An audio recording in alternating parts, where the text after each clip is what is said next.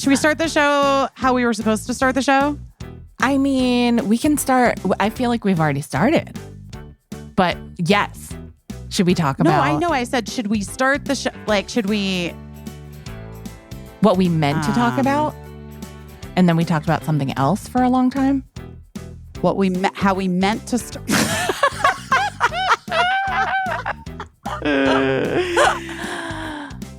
How we meant to start this episode. Yes. Pop the champagne! Pop the tequila. Pop the tequila! I don't know what I'm doing, but I'm doing my best. Oh, you look so cute. Everyone, Busy is here. She's wearing a shower cap because we had previously recorded, which you'll know earlier. This is a real behind the scenes look at the podcast. The first thing we recorded this morning was an interview with the library guy, Mychal Threets, who we love. And we're so happy he made time to come on the podcast and talk with us. But then when we were done with Mychal, because he had to go do library guy stuff, he's very busy. Busy took a break to go do something to her hair because why? Tell everyone why. Well, I feel like we're starting this episode so wrong. It's just how it is. I know, you're right. You're right.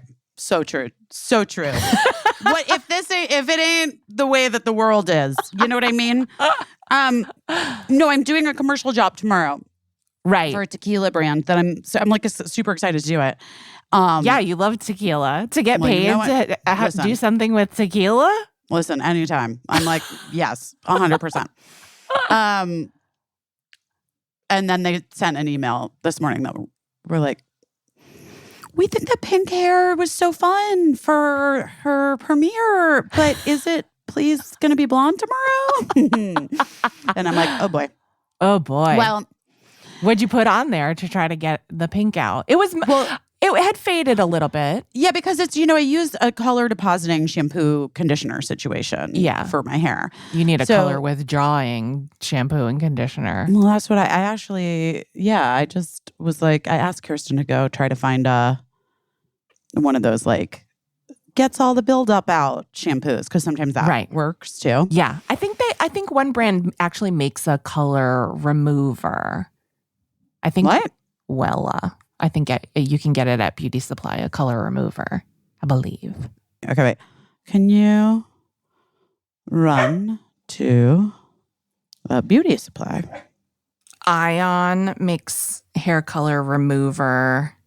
Matrix makes color eraser. Wella makes gentle color reducer. L'Oreal makes color remover. Well, this treatment that I just did that I'm just going to let sit on my hair for the time that we talk. It's this thing called, it's what they use in salons. Yeah. Yeah, that makes sense. It's called Malibu Crystals. I don't know why it's Malibu. That's the brand. It's Malibu Crystals. I believe in Malibu Crystals. And you like mix it with warm or hot water. And it becomes like a gel. Yes. And then I just put the gel, you like press the gel into your hair, put on like a cap or whatever. You can process it under heat too, which I'll probably do after we do this. I'll probably like do a hair dryer. Yes. And then you kind of like, as you wash your hair, you like pull the strands to like pull the color out. It's really weird. It really works. That's interesting. I feel like I've seen this makeup influencer content creator, Malibu. I feel like I've seen her using the crystals in her shower before, and it looked really nice after. So. Yeah, it's like and it's kind of edgy. It was something when I did I Feel Pretty, I had this like temporary hair color that they were using on my hair, which is so weird because they wanted my hair dark brown because everybody knows that two blonde girls can't be friends. They would 100% just not even be able to tell you apart. Yeah, me and Amy Schumer would have looked like twins, and that would have been really confusing for everybody. What's happening in this story? I can't tell what's going on. Who are these people? Why is this girl? Are they How is she sisters? talking to herself? How is she sitting across from herself and talking to herself? You guys, I'm sorry, but that is like, it is almost never a director. It is Right. almost 100% always like a studio or an executive who is like, we can't have two people with the same color hair in this movie. It'll be too confusing for two women with the same color hair. Of course, all the men have the same fucking color hair. Always. Right. In every movie. It's man-colored. It's man-colored. That's that's a color but so hair anyway- every man has. But it was Man-colored really hair. hard to get that color out of my hair. So Right. at the time, that's when I first started using these things. But you can buy them at beauty supply stores. They do use them in salons. I just texted the guy that colors my hair here. Yeah. And he was like, oh, yeah, great that you have that. Try that first. If it doesn't work, maybe you'll come in tonight and we'll just do another little treatment. Oh, nice. Okay, so you have Um, options. I have faith that's going to work. I think It'll be fine. It'll Also, be fine. like, I think when it mostly pulls out and it's sort of just like very, very pale, it'll be fine. It'll be fine Yeah. with like lights and it'll be fine. You know what, Busy? You know what? Huh? If it doesn't work, I say just take the picture with the pink hair, and then we'll get the Palace's Photoshop team on it to fix Jesus the picture. Christ. Oh my God, what the fuck? What? Truly? What the fuck is happening? The theories, okay. If you guys are not if you do not have at least one group chat dedicated to what's happening with Kate Middleton and Kensington Palace, well, I don't know what to do for you because And that. listen, just FYI, not making light of whatever is going on with Kate Middleton. Well, no, we are all hoping that she's okay. Jesus, but want her to be okay. We want her to be okay, but like the levels of, true, like wild. Well, first of all, the levels of the theories vary so intensely. Right. From like that they're getting divorced and this is a soft launch of the new mistress with this picture yesterday. You guys, I'm in with all of them because I'm on two separate group chats that are now have just completely turned into Kate Watch. Just it's an investigative endeavor. I have two investigative. I was on The View yesterday, and right before my segment, Whoopi, they were all talking about it, and Whoopi was being so sweet and was like, she just tried to do that. She said she did it. I believe her. Like, she was just being so, and I wanted to go out. I was like, I can't. And the producer was like, do you want to go out and talk about it? Because I was like, Whoopi, that's insane. Like backstage, I'm like, she did not do that Photoshop. That's insane. Oh my God. But like I said to the producer, I'm like, no, because if I go out there and start talking about it, it'll be my entire segment. We won't ever talk about Girls Five Out. Like it'll be just, Right. That's it. You know what I mean? To catch you up, in case you haven't seen, everybody's been wondering, Kate Middleton hasn't been seen since like December. Since Christmas. In person. And well, they had released, okay. They had the information released, we were the given. information was that she was getting a planned abdominal surgery and she would be out of commission of her duties for until Easter. I think they said.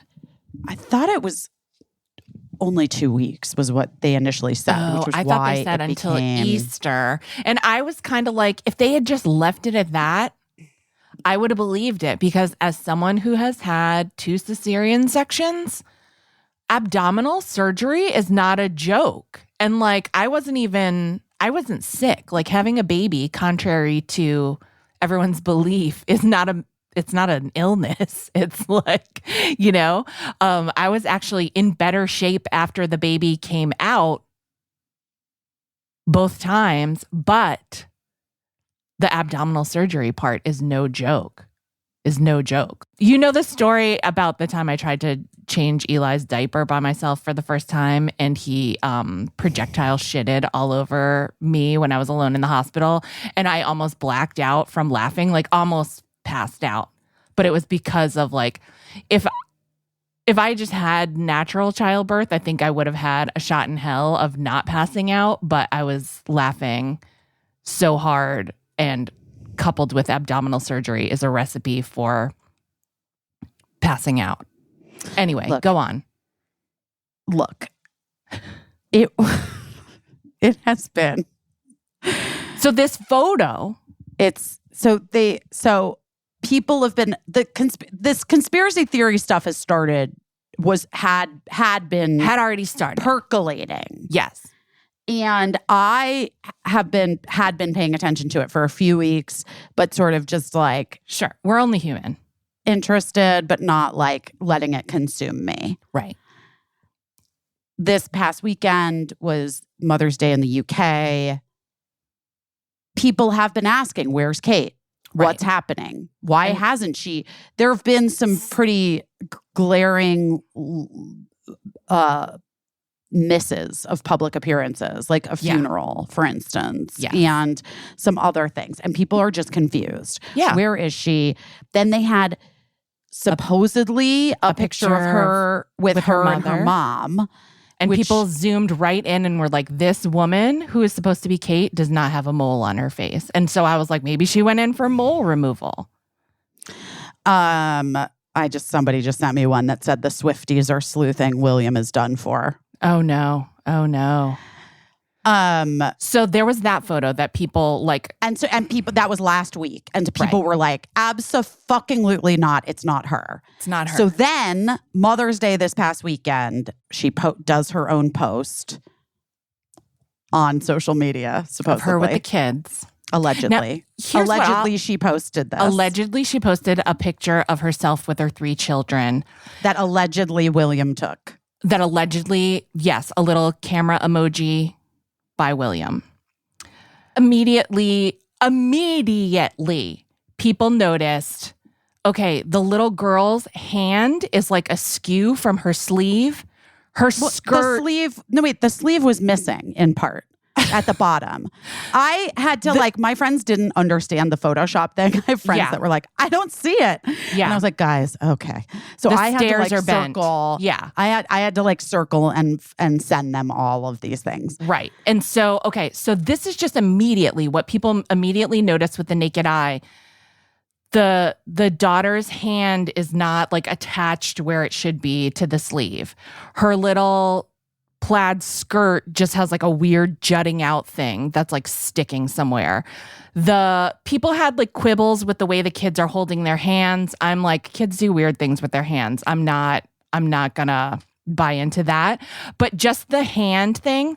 Then the Associated Press and Reuters pulled the photo from their coverage because it did not meet their journalistic standards for truthiness in a photo. They said it was obvious to them it had been manipulated. Yeah. So then that's a big fucking deal. That's a big fucking deal. And it's a big fucking deal to Kensington Palace. Right. Who essentially released the photo. Right. And so then we get a social media apology from Kate saying, all amateur photographers, I experiment with editing photos. I obviously didn't do a good job at it. -C. It's signed C for Catherine. Yeesh. But here is what I've seen people talking about since.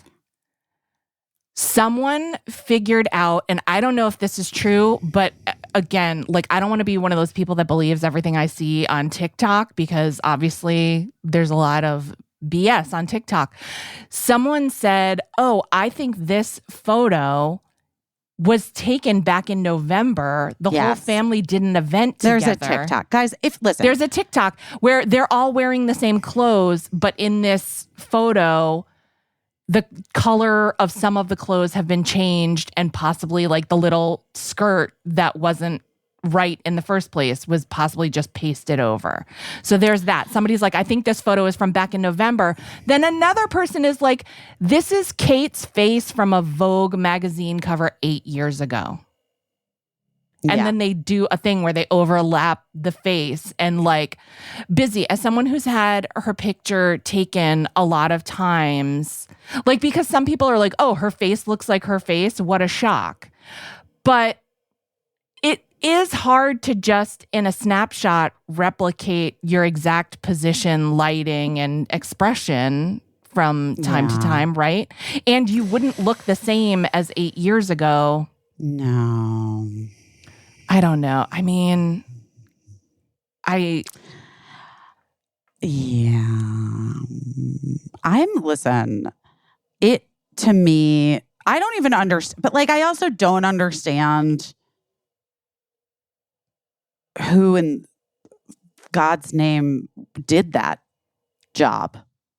Do you know what I'm saying? remember like 5 years ago and people would be like, when a Kardashian would post something on social media and they'd be like, the background is all wavy. Everybody knows that you altered this photo. Like everybody learned that lesson a long time ago. And I'm like, is the palace like so stuck in the, they should have the access to the best photoshoppers in all the land. That's what I'm saying. That's where I'm like, I really do not understand what the fuck is happening over there. Right. And But so I'm I like, do think do that they they're know kind this of is a like, huge distraction? yeah, And they're like, this will give them Yeah. something to talk about for 2 yes, weeks. that's what I feel like. That's part of my conspiracy theory Yeah. is that I feel like, I mean, if they're smart, yes. If they're smart, then it was on purpose. It was on Right. purpose Right. to be terrible. And like, I guess I'm always like, when I do buy into a conspiracy theory, I'm like, what is it that they actually are hiding? Right. What is it that they don't want us to be talking about? And I'm then, like, and is it like, you know what I mean? And like, do we even fucking know? right. Like, I don't, it's just crazy. Because is it even about her? Right. Is it about the king? Like, There's all this shit as know. Americans that people have been, that people over there have been talking about for years that we're not even aware of. I went down a Reddit hole for like an hour yesterday and then I climbed out so fast because I was so scared of where it was taking me. And like, I don't want to talk out of school about these people and their business, but there's way deeper theories than just what's going on with Kate. And then there's a part of me that thinks, and then there's this other part that's like, that thinks that actually the monarchy and company aren't really fully aware of how savvy the rest of us are now. Right. And that they're still operating from an old playbook Right. that they assumed would be honored. Yeah. Whatever it is. Yeah. You used to be able to just cut out Prince Philip's head and glue stick it on a portrait Totally. and everyone would be like, okay. Okay, fine.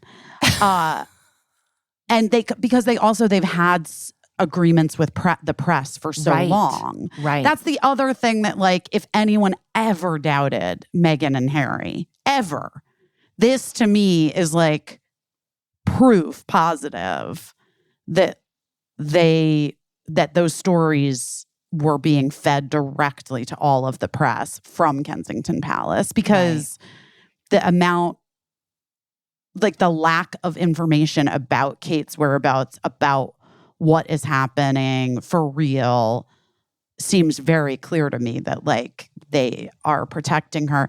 And if it's health-based, like I'm just so hopeful that she's okay and that she can get better. But the thing is, like, I also don't really understand. I really don't. I guess everybody's sort of having like an issue with like, why wouldn't they just tell us? If it was health-based, wouldn't... Yeah, why wouldn't they just say... Shouldn't people know? There were some complications with her surgery. She's recovering. She's going to be fine, but she's not up for being in public yet. Because we like, know... Which also, by the way, valid. Totally valid. And we know that in the past, like, if a princess has a baby, she's in full hair and makeup 2 hours later holding that baby on a balcony. So we know they haven't been real, like accommodating to recovery in the past. So even if it was health-based, I guess my first shock is that they haven't been like, listen, you're going to sit up in this bed and get your picture taken. You know what I mean? Like the fact that hasn't happened is shocking to me, but good. Like if they're letting her recover from something, but then just tell people. I guess my point is, and so many people are like, why do you care about this? Like, why is it of such interest, especially to Americans, but to anyone? And I'm just like, well, obviously it's been set up as something for us to be interested in. Like it's been made an object of our interest. We've been told to be interested in it. And so then when we are, like, you can't wonder about how that happened, like when we're curious about it. Yeah, no, there's like a huge hit Netflix show. I never gave a fuck until Birdie and I watched The Crown. And then I got so invested in this. Like, but also Harry and Meghan, I think like as Americans, I think that became different. And also just like the absurdity of the monarchy, I think is very clear. And like especially post, today. And especially today. I just think people are aware of the failures of the class system. Yeah, there's just no reason for it to still exist. Right. More than and it's ever in my life. Yeah. More than ever. And especially with Elizabeth being gone now, right. I think they're in a real like precarious position. Yeah. The amount of money that they hold is fucking wild. Right. And it doesn't really make any sense. No. Like for anyone except for them. Oh my goodness Like gracious. It's not even like I don't know. So I don't know. I think the whole thing is like it's really weird. It's in my really, heart like, of hearts fascinating. I have many theories of what potentially could be going on. But I have the health-based theories. I have the like divorce theories. He did something so horrible with like his mistress or something like that embarrassed her so much that she's like punishing him.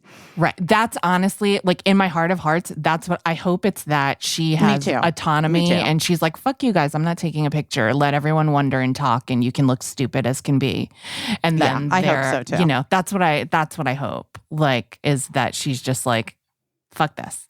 Yeah, I kind of do too. You know? Because that's what I hope. But I hope it's not health-based. I hope that she's okay. But I do think she's been struggling with, I know she has like Crohn's just as a person with intestine with IBS. Oh my God. But like I know she has Crohn's disease and obviously she was getting that surgery. That's like not up for debate, right? Like I don't think. I mean, I don't fucking know. Who knows? It was nuts. And I think every princess should be like, fuck this, by the way. If anything's going to change, it's on the power of princesses being like, what the fuck is this? No. Oh, Blue Land. You know what I love the most? What do you love the most? We love those tablets. I love those toilet tablets. The toilet tablets. I wish the toilet tablets were a cologne that I could wear. They smell so good. You guys, that is maybe a bridge too far that Caissie just went, but I get it. Because it was really great. And by the way, your toilet's disgusting. You should be cleaning it more than you do. You know what I mean? It's way grosser. Week's not enough. Bacteria, viruses. Gross. All that kind of stuff. It flushes up into the air. Blech, blech. But you know what? The sustainable toilet cleaner tablets, you drop it in, it fizzes up. It's so satisfying, smells so good. And then you flush it. It's that easy. It's so easy. Scrub. And it's like a treat because it smells so good. Blue Land has done it. So good. Blue Land has cracked the toilet cleaning code. Well, they've cracked so many things because Blue Land, as you know, you've heard us talk about it before. Blue Land is on a mission to eliminate single-use plastic by reinventing cleaning essentials to be better for you, better for the planet. But they're powerful. They clean well. They have beautiful packaging. They send you these little tablets that you put in and then you add water because most cleaning products are like 90% water anyway. Right. And it saves the environment from like the shipping costs of how heavy it is to ship cleaning products. Right. Water, which are essentially just water.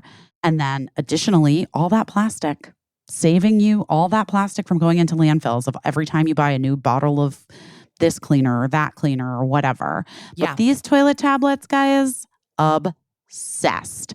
And the little container that it sits in is metal. And It's like cute this little as metal heck. and cute. It's lavender. Mine's lavender. And also the wrappers that things come in are fully compostable. So can't go wrong. Guys, we love it. And Blue Land has a special offer just for our listeners. Right now, you can get 15% off your first order by going to blueland.com/best. You're not going to want to miss this. Blueland.com/best for 15% off. That's blueland.com/best to get 15% off. Well, this show is sponsored by BetterHelp. We talked a lot about mental health today. We did, because it's something that our guest feels strongly about destigmatizing and being open about, which we also do, which is why we're always so grateful to BetterHelp for being a partner on our show, because a lot of us spend our lives wishing we had a little bit more time. Fitting things into our schedule can be difficult, and sometimes taking care of yourself is the first thing to go. But here's what I'm here to tell you. Therapy can help you in so many ways. Therapy can help you find out and figure out how to prioritize the things that matter to you so you can do more of it. And if you think you don't have time for therapy, let me tell you, you got to try BetterHelp, because it's entirely online. It's designed to be convenient and flexible, suited to whatever your schedule is. And that, to me, is such a great entry point into therapy. Yes. If you're a person who's like, I would love it, but I don't have time. I don't have I can't. Do you know what I mean? Yes. Well, here we are, guys. This is what, BetterHelp is saying to you, tell us what time works for you. I'm going to find you a therapist. Right. And then once they've lowered that bar to entry and you begin therapy, you'll start to learn positive coping skills that then help you find more time in your week to do more of the things to take care of yourself. It's this self-perpetuating cycle Of goodness. is really great. Yeah. Of greatness. We love it. BetterHelp. Listen, learn to make time for what makes you happy with BetterHelp. Visit BetterHelp.com/busy today to get 10% off your first month. That's BetterHelp, HELP.com/busy. Should we start the show how we were supposed to start the show? I mean, we can start. I feel like we've already started. But yes. Should we talk about? No, I know. I said, should we start the show? Like, should we? What we meant to talk about? And then we talked about something else for a long time? How we meant to start.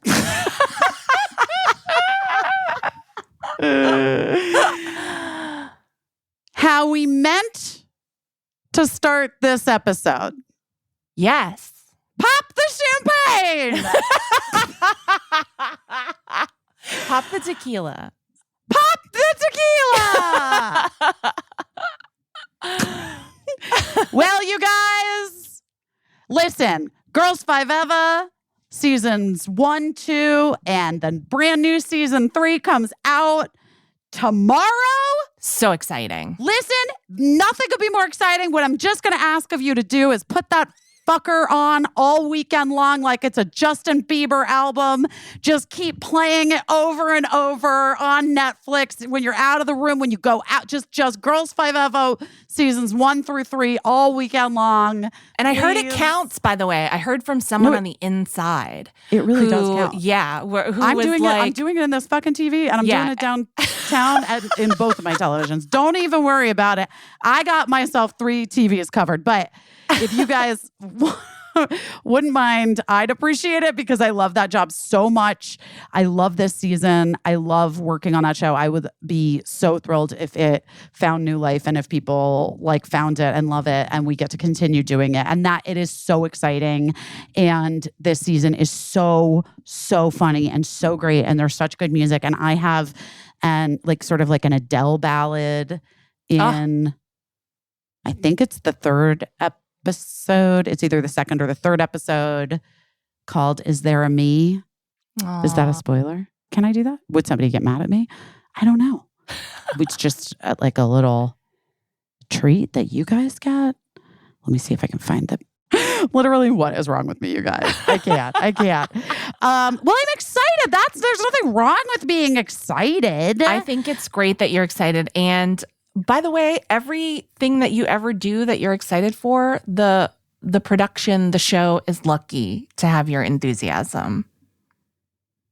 That's not something that's contractually obligated. It's because you love what you do, and that always adds to what you're doing. So I really do love it. Okay. Is there a me? That's me. Or is me just guys? Do I have any middle? That's my own inside. Okay, I think that's all I can play. I don't know. I don't want to but a spoiler. And I have my own Adele ballad about is there a me or is me just guys? But that's not why we're popping the champagne. no. Oh my God, you guys, you've waited so long. We've been trying for so long, since 2019, to do this for you.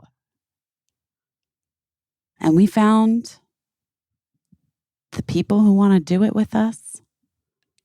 This sounds like sex now. It sounds like sex, Yeah. Okay, wait. but it's better Well, in some ways.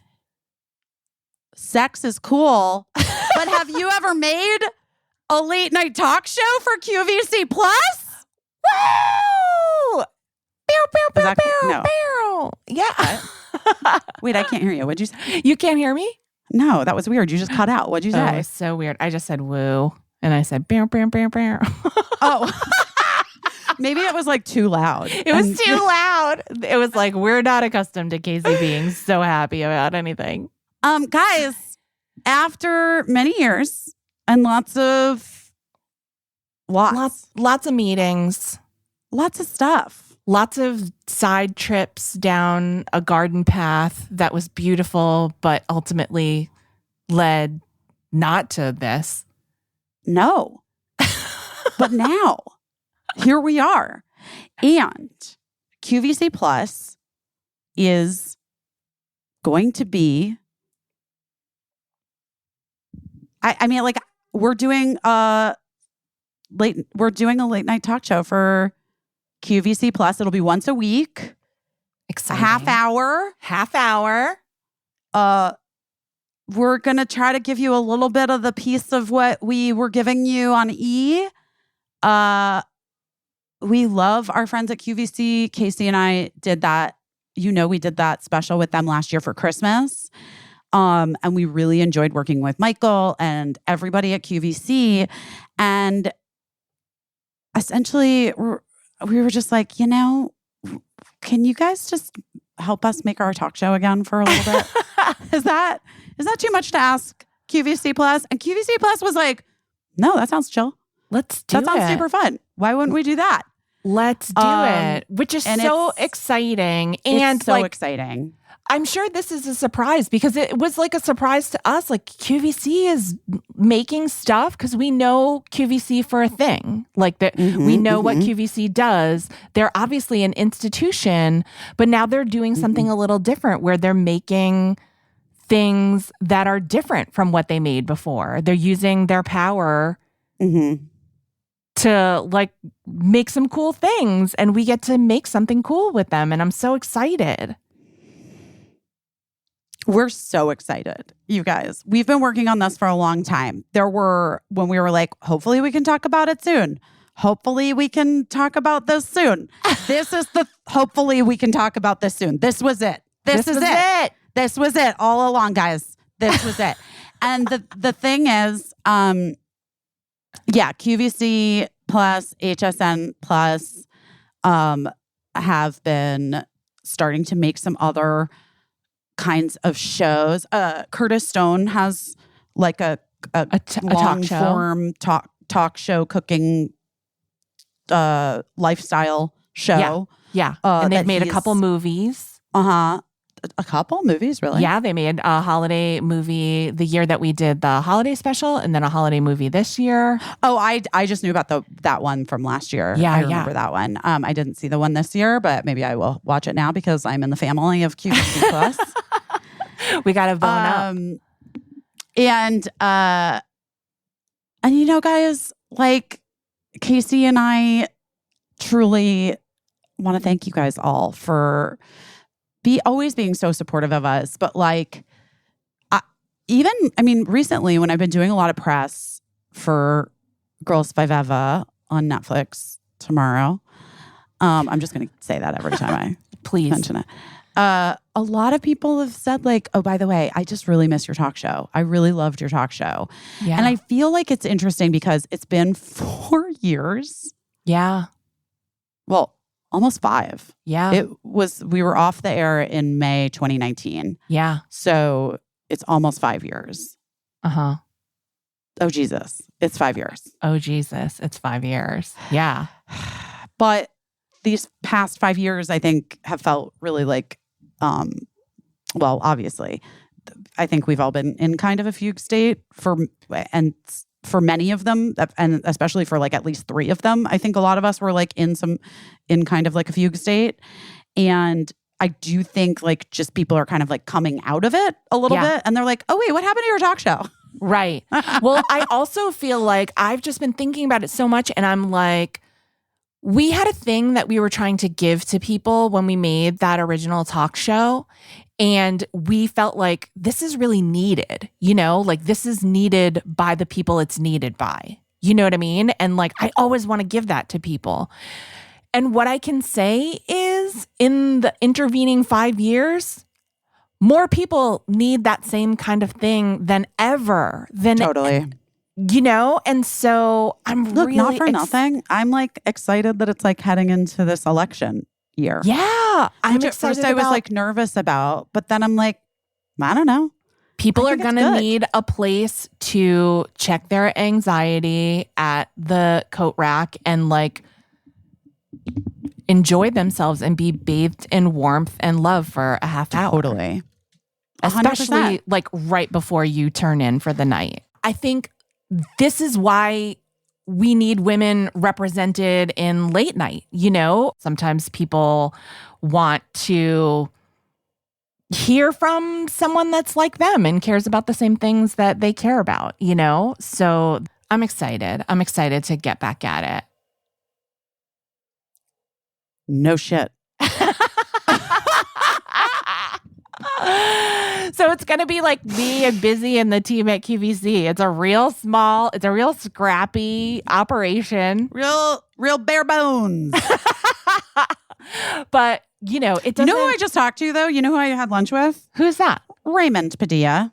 Oh, how's Raymond Padilla? I had lunch with him and it was great. And I like told him obviously what's happening. And he was like, oh my God, I'm on break from touring with Heather. And I was like, oh my God, that is honestly iconic. And let's discuss.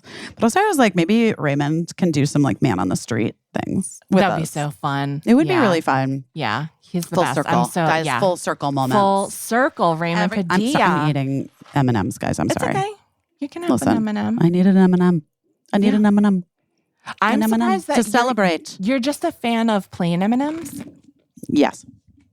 Do you like any of the non-plain varieties? Yes. I like all M&Ms. You like all M&Ms? I don't. Mm-hmm. I don't like I don't like any type of crispy, I don't want a caramel. Ew. crispy Ugh. M&M or chewy M&M. That's Ew, another ew. candy altogether. No. I'm a purist, I would say. So Okay. I'll do a peanut M&M, and I will do the Reese's Pieces rip-off M&M if I'm in, like, if it's there. Yeah. If it's offered to me. The only two M&Ms I will ever purchase are Old Fashions. Yeah. Which I think they should change, and they should just call them Old Fashions. Yeah. Yeah. Brown box, yellow box. Brown bag, box. yellow bag. Yeah. Either one. I like the best way to eat a peanut M&M, in my opinion, is at the movie theater, dumped popcorn. into your popcorn. I know. Dumped Girl, into your you've said it before on this your buttery show. popcorn. You think you where haven't? you know where I learned that from? Did I say this on the show? I learned Probably. it from Melissa Crow, who replaced me as Rosie O'Donnell's assistant when I was promoted at the Rosie O'Donnell show. But she had learned it from her boss before Rosie O'Donnell, Julia Roberts. Damn. That's how I heard Julia Roberts eats her popcorn and M&Ms. So if it's good enough for Julia Roberts, It's good enough for us. it's good enough for me. For sure.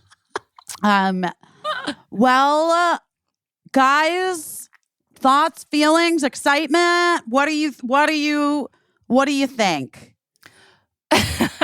So I far, don't know. I've told like a couple people, because we couldn't. That's why the podcast was like a little late, by the way, because we had to wait until the official announcement came out to be able to say it ourselves. It's been so long since I've done anything professional with regard to like formally announcing anything that I wanted to make sure we didn't blow it. But people that I have told in confidence, I love how much people that work in show business are like, oh my God, QVC is like the most famous thing. It's not just that. It's like people are like, that's the smartest thing I've ever heard. Oh, I can tell this story now about the horrible date with the guy who was such an asshole. I had a horrible date with a guy who was such an asshole. Such an asshole. And then I was like gaslit and ended up going out with him again, which was a major mistake because I gaslit myself too. And I was like, maybe my read was wrong, because I immediately was like, oh, he's he's like a fucking whatever comedy writer, I guess. Fine. Who like clearly Who hates isn't? women. Yeah, that's what I'm saying, buddy. You're gonna have to do better than that. But he like clearly hated women. Like I could just tell, you know. Why I went out with him a second time, guys. You know what? Here's what I will say. The relationships are getting shorter, you know? That's good. That's progress. So it's progress. It is progress. Yeah. But this was a couple months back, because there was like a whole thing, whatever. It doesn't even matter. This is why we thought it was, it just was like a legal situation. Yeah, it took time. It took time. That to, like, took work. time because it was like a complicated contract, actually. Yeah. And so we thought it was going to be done literally months ago. Right. And then but we're here now. We're so excited. Okay. So I was on this horrible first date with this horrible guy. Small person, just a small person, like, you know, like just a little mean, ugly person. I just mean their soul, you know, was showing through. I don't mean anything about them physically. You understand, guys. Well, obviously they're physically adorable, or you maybe wouldn't have gone out a second time. Not true. You know, I'm like, you know what, Caissie? It's okay. Honestly, I'm just saying, if you have a bad personality, you better be kind of cute. He wasn't that cute. Not that cute. He was okay. He was okay. It's fine. He was all right. He was kind of cute. He was kind of cute. But it doesn't matter because his soul was so ugly. Right. That it was very clear that he was unattractive. But yes, I guess he was kind of cute. Okay, fine. Anyway, I was talking about what we were doing. Because at that point, it was right before we went, you guys, we shot some like promo stuff for it. Like in a long time ago. Like months ago. Yeah. Months ago. And we were planning that. And so I was sharing with him on that, you know, hey, please don't tell anyone, but this is what I'm doing, whatever. And he's like, oh my God, QVC. And you're doing that. my God, it's so smart. So how did that work? So QVC just came up with that idea and brought it to you guys, or like your agents came up with the idea and brought it to QVC? And I was like, no. It was like, we had the idea and we asked our agents to reach out to QVC with our idea of like partnering with them to make the show. And he was like, really? And I was like, sir, did you just really me? Did you just really me with some, with some grit on it? Did you just really me? Because you don't think really? Like Tim the Toolman Taylor. You came up with that idea? What? I was so fucking annoyed. I should have called it that. I should have walked away. I should have been like, and we're good. We're good here. Bye. That would have saved me at least some 24 hours. I mean, would have saved me. It would have saved me. It would have saved me something. Anyway, gross. Men, get it together. Oh my God. I have a men get it together story for you later, but I don't want to stop celebrating this moment. I know, I don't either. I was like, it's too early for champagne. But that's why I started eating M&Ms. A little treat. M&M's till noon. I'm having a root beer. That's my celebratory thing to pop. And then you can get on champagne at noon. Guys, what's 2:30 here, honey? Crack it open. Oh, no, time. we're so thrilled and we're so grateful to QVC for like being so amenable to our weirdness and just our like, yeah, let's just do it. And they're like, okay, so wait, what is it? And we're like, well, it's just going to be the show. And we're like, okay, all right. We're going to have guests. We're going to have celebrity guests. We'll do more giveaways. And if we do that, we'll let you know how to do that first before anyone else knows how to do it. Some way. We don't know yet. We just don't know yet. We don't know exactly. Although it's coming up quick. It's so we're going to figure it the fuck out. Let me tell you. It's happening. I think the announcement said today that the first show will be May 8th. May 8th. Mark it on your cal. It's all happening. And we'll explain to you how you can watch it. You can watch it on your TV. Yeah. You can watch it on your devices. You can watch it on your phone. It's very exciting. Free. It's free to you. But if you end up buying stuff on QVC, that's on you. That's on you. And we hope you do buy things on QVC. Yeah, I do too. One of the reasons I'm so excited is because I'm a regular QVC shopper. Always have been. You love QVC. I know. And when we did our Christmas special, you were like, "Ooh, this could really work out well for me right now." It really did. Because QVC is one of the onlyest places that routinely sells petite size clothing. Which, talk about things I've talked about on the podcast a million times. I'm not a petite person. I'm 5'6", which is average height. My lower half is petite. So imagine my pain. QVC has those shorter pants that I need. And they have the average length tops that I need for my weirdly unmatched top and bottom. I mean, I think it's relatable. I got to be honest. I think it's super relatable. So many people have told me that, like, when, you look like a tall person when you're sitting down, and you look like an average person when you're standing up. It's just how we were made. My mother always would say about her and her sister, well, when we're sitting, we're the same height, but then we stand up and she keeps standing.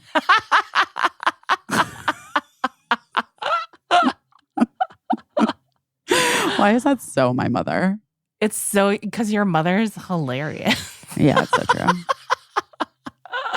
Every once in a while, your mom texts me and I don't even have to figure out who it's from because just the body of the text is hilarious. Non sequitur about, she's hilarious. Anything?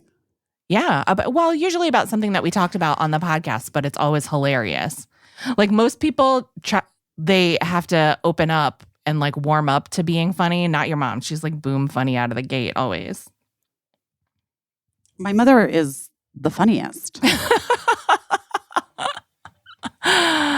I was telling her she texted to congratulate me on doing the play, and she told me about when she had done some acting, and had considered that, and I was like, Mrs. Phillips, you and I are gonna we're gonna get into the local theater scene. We're gonna crush it. Just start doing it now. You guys really should. Well, Caissie, I'm not. Just to be clear, everybody. Not that I don't know if I don't think it wasn't. I don't think it was unclear before. But I am all for you pursuing your acting truth. Also, though, I will say this. Guys, I did tell Caissie, if we're going to do this, you're going to be fucking on camera. So, so I already did it. I'm excited. I already did it. You know what I want to... She was, when we were on Busy Tonight, you were like, never. You were like, no. And you would get so annoyed when I was like, we would show a shot of you. I'd be like, Caissie. And they would show a shot of you and you'd be wearing your headphone and you would look and you would just be like, smile, but like kind of just like, not thrilled. But that's not what this is going to be. You just wait. You're in it. Well, you're in it to win it. You know what I want to thank you for is what? That... A, the encouragement. That's amazing. But B, also, you have really been tolerant of my squirminess as I get used to the idea. And just being like, yeah, I know you have to like roll your eyes or whatever, but this is what's happening. And I really appreciate it. Well, you're welcome. Thank you. It's all happening. So that was our big announcement. What did you guys think? Was it what you thought? Yeah, I think it is. I think everybody thought I think people kind of probably could put two and two together. But they didn't know where, they didn't know what, they didn't. If they know were how. following the clues as much as they have been following other clues left by Kate Middleton and Taylor Swift. What's Taylor doing? Well, she's always like Easter eggs. She's the queen of Easter eggs. Never since the Beatles put Easter eggs in all of their albums. Not all of their albums, but some of their albums had Easter eggs, which was like ahead of its time. And I don't know if people know that about the Beatles, that they were always giving their fans conspiracy theories to believe in. But well, sure, the barefoot across the street or whatever. Exactly. So I love whenever anyone... Were there other ones? Something about a walrus? Yeah, I don't know. If my dad One of them was the walrus. If my dad was still here, he would tell us all about it for hours. But alas, all I can remember is the bare feet walking across Abbey Road. Anyway, it's very exciting. That's what we're up to. And we're also really excited because we're talking to someone very special and precious today. Precious. He's precious. I love him. He's so precious. I love him so much. We really We've been talking about we're so him thrilled. A ton on the podcast, and all of you have been talking about him to us. We're talking about America's librarian, Mychal Threets. Mychal Threets has just been igniting joy about libraries and literacy on TikTok, all over and social media. Library kids. And also reminding all of us how important public libraries are, that we should support them, how important books are. All of the good stuff. Mental health. Yep. And he has some exciting announcements of his own that we were so excited to talk to him about. And also, I'm just so grateful that he found time to spend with us because he's been really busy. He's been really busy. And he was so kind when I reached out and asked if he wanted to pop on the podcast. And he said, of course. So should we get to talking to Mychal? Yeah, everybody. Let's talk to our friend and your friend and our country's librarian. Mychal Threets. I'm about to start packing. Yes. You know my bass is coming with me. Packing that bass. I'm all about that bass. Oh boy. Sorry, guys. Sorry. But you know why we love it. You know why I love it? Because I want to fit everything. I want everything. I want 47 pairs of shoes. I don't know what I'm going to want to wear. I need 7 different blazers. Do you know what I mean? Like I need to fit everything. And that's why actress and model Shay Mitchell figured it out. She cracked the code. She was like, you know what I need? I need to make traveling a breeze. I travel so much. I want to fit it all. And that's why she created Base. It's the perfect luggage. It's fashionable. It's functional. It's so functional. You know what I love most about my Base is I love knowing that I'm not going to be overweight with my bag because the bag that I have has a scale built right in. And then also the bag that I have that I know goes in the overhead compartment, I know it goes. I know it fits. It's going to fit. Their luggage comes in multiple sizes and colors. Like Caissie said, that built-in weight indicator is everything. A cushioned handle, 360-degree gliding wheels, washable bags for your dirty clothes while you're on vacation, and all these interior pockets to help you stay organized, put your laptop in so it's safe, it's padded. You guys, the Weekender bag has this separate little zipper thing to put your shoes in, which for me is a big deal because I don't want the germs on the bottom of the soles of the shoes. Exactly. And I have my underwear. You know what I mean? Exactly. I have the convertible Weekender where the shoe compartment zips all the way off. So then you can just use the rest of the bag as your little shoulder bag for the trip. So smart. Guys, you don't have to take it from us. You got to get one for yourself. I'm just demanding it at this point. The luggage is so good. It's so good. If you're going on spring break, treat yourself. If you're going on a little girls' weekend, treat yourself. Yeah. It's time to treat yourself with Base. Super affordable. And it makes an amazing gift. Lots of maybe your friend is getting married. Maybe your friend just got a new job. Maybe your friend, I don't know what your friend is doing. I don't know why she needs a gift. Maybe it's a good friend gift. I don't know. Right now, this is it. Base is offering our listeners 15% off your first purchase by visiting basetravel.com/best.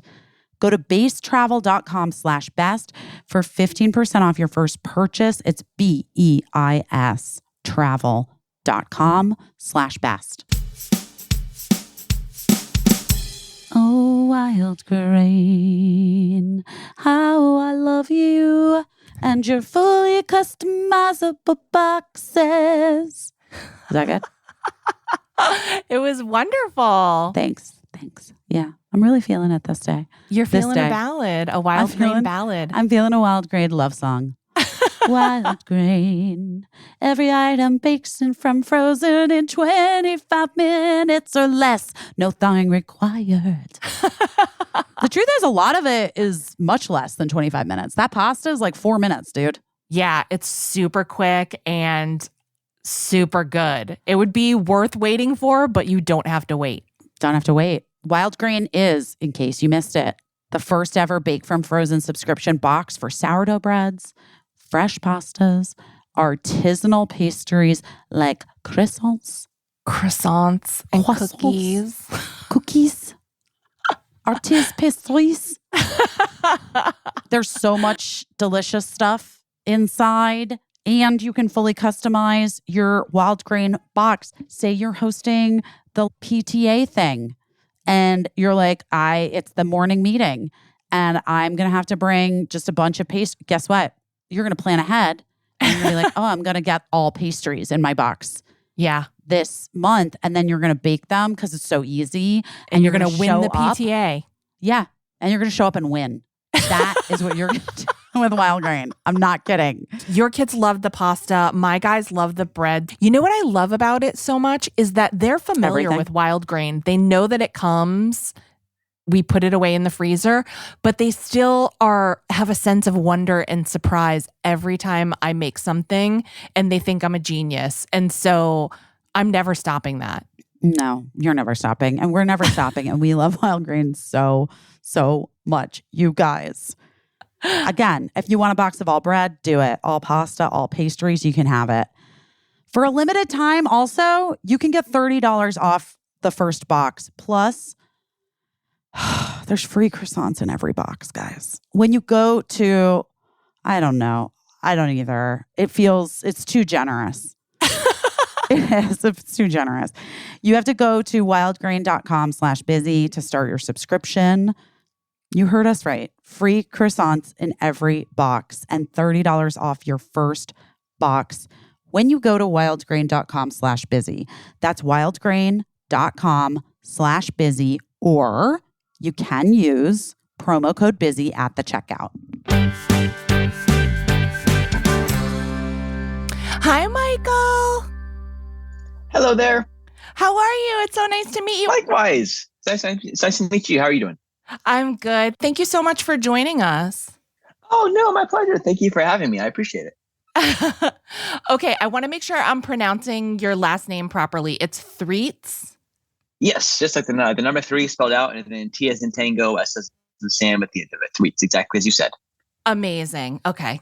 I always like to ask, even when it's like the biggest celebrity in the world, and so many celebrities have told me, thank you for asking. Actually, the entire world has been pronouncing my name improperly. Yes, I am a person who would have allowed you to just say it however you want to. That's what my intrusive thoughts say, but you did actually say it correctly. So that's amazing. I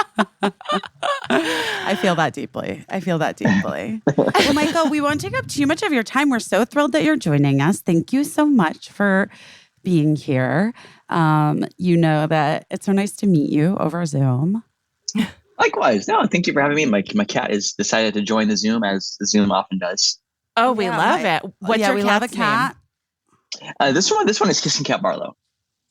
Kissing Cat Barlow. We love a cat on Zoom. We love a dog on Zoom. We love any animal. We'll take Zoom them. if there's no animals showing up, and it's the right of Zoom. The Zoom animals have to show up. It really is. Well, thank you so much for joining us. We're such huge fans, and internet followers and friends, and I just saw that you've kind of announced 2 really cool new things that you're doing, and I think it's really awesome, and I'm excited for all of the good stuff that's coming your way. Likewise. No, thank you so much. I really appreciate that. Which 2 things are you referring to? Well, there was a PBS thing. Yes, very huge. What is that? Explain. Yeah, tell us what about are you it. Doing? Yeah, so I'm PBS. So I am PBS's resident librarian, which is huge for me. A former PBS kid, a current PBS kid turned librarian. Aren't we all? We all are, kind Yeah, of. right. We're so lucky. Yeah, I have Arthur Reed's library card tattooed on me for a very specific reason. As a library kid, I raised by Bra Ross, raised by LeVar Burton. So to be able to do anything with PBS is a dream come true. Something I never thought would happen in my wildest dreams. So we're doing a PBS social media series with me as a PBS resident librarian. So essentially, kind of what I do on my own social media channels, I'm doing for PBS. I get to tell library stories, make book recommendations, encourage and emphasize that everyone belongs in the library. And then I get to see myself next to the PBS logo, next to PBS Kids logo, on their platform. So really, it's just I'm doing what I'm doing on social media already. My cats may even make an appearance, and then I just get to see that very cool logo right there. So again, it's something I never thought would happen. It's not what I started doing social media for. It's not why I started talking about libraries and library cards, but the fact that I just get to have an even bigger platform and an even bigger chance to promote literacy, promote book joy on the account, the channel of wholesomeness that is PBS is something I'll never get over from my entire life. I just want to say that I think the reason why you're so successful is in what you're doing and getting your message out is because of what you said. You're just doing it because you love it, not because you had any aims or goals to do, you never dreamed of this. To monetize it ooh, I know what's going to make me rich and famous. Talking about books and the library, said no one ever. Exactly. Not a nary a soul ever said those words. Unfortunately. But it was just so it was obvious how meaningful the library has been to you as both a library patron and then as a library professional.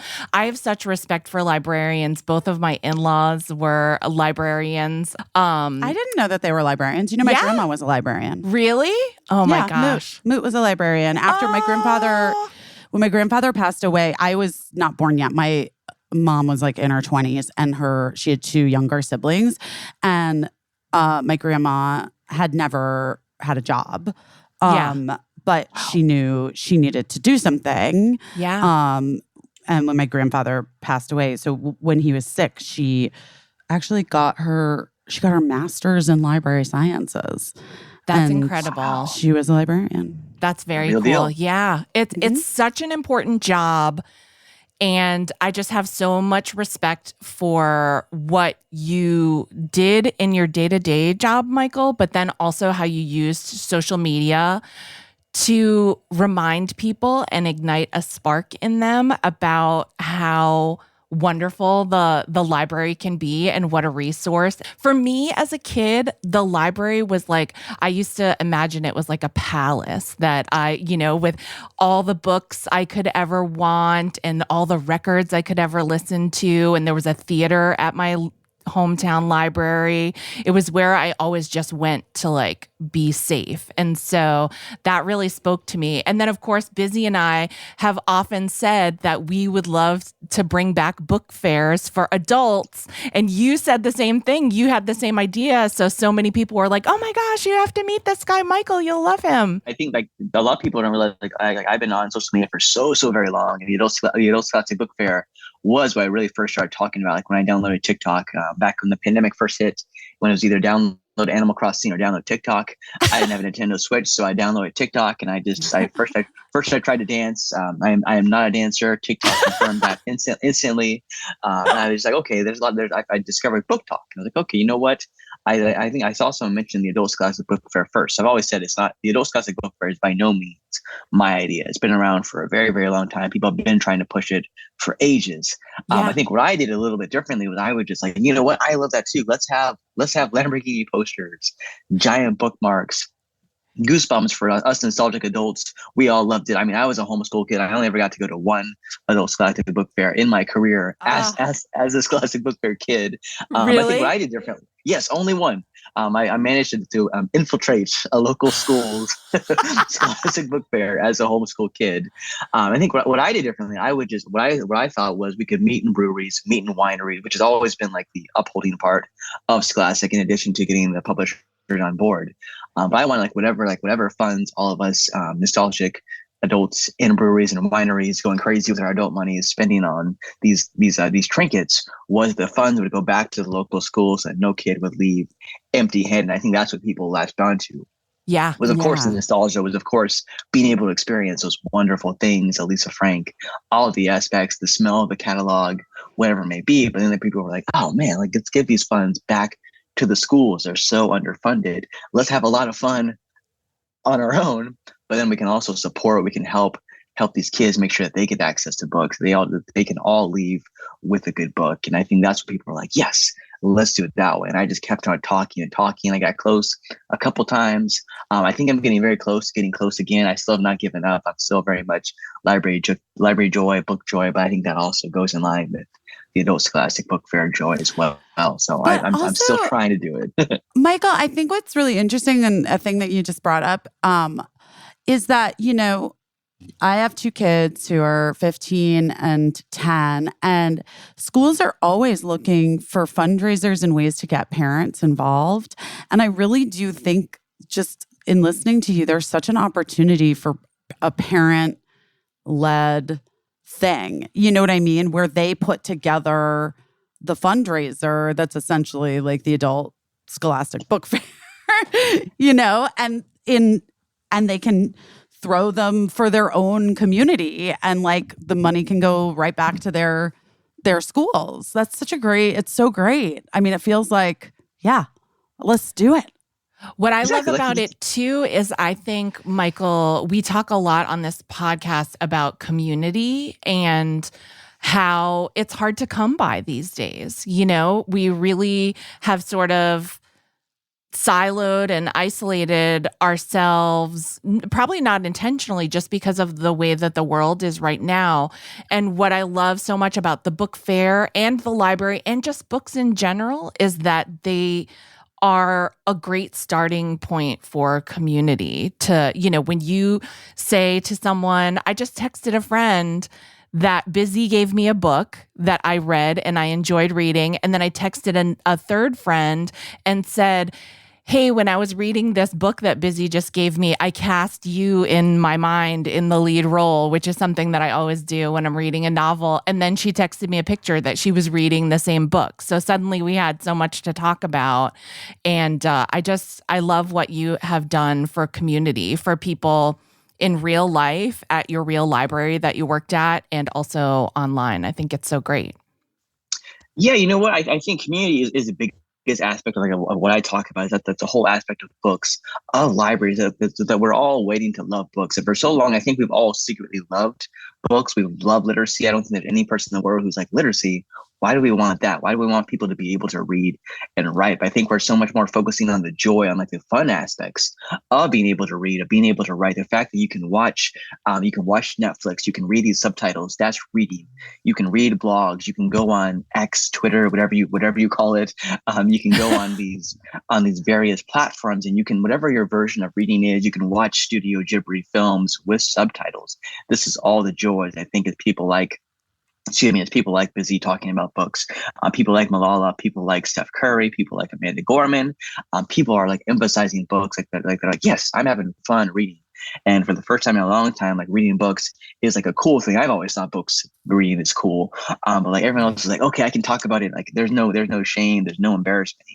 Yes, everyone wants to talk about these things. Like, do we like manga? Do we like comic books? Do we like biographies? Do we like memoirs? Are we into nonfiction? And it's the first chance for kids to be like, yes, like finally, I've always loved Captain Underpants. I've always loved Dogman. I want to do all these things, but now I can talk about this. I can talk about that. I love dinosaurs. I love facts about the president, about culture, about dance. About cooking. There are kids who would come up to the library and say, oh, like, do you have any tips for young content creators? Like there's books about, like, nonfiction books about YouTube, about exploring these different avenues. And that's where we're at as a society, and as you described, as a community, is that we can come together, we can unify around books, around the joy of like all of our different passions, niches coming together in the world of literature. Yeah, and I have a good friend of mine who's actually running for office in Arizona. Andre is the son of immigrants who didn't speak a lot of English when they came to the country and moved to Los Angeles. But his mother knew that the public library was going to be a place where she could take Andre, and the librarian, he had a very special relationship with the librarian there. And she very quickly realized how hungry he was to learn more and more and more, and would give him new books and would talk to him about the books. And then his mother also, as she was learning English, found like such an incredible resource in the public library because they didn't have a lot of money when they moved here. And my friend Andre always says the public library is our country's great equalizer, because it doesn't care who you are or how much money you've got in your pockets, if any. It doesn't care if you have a home.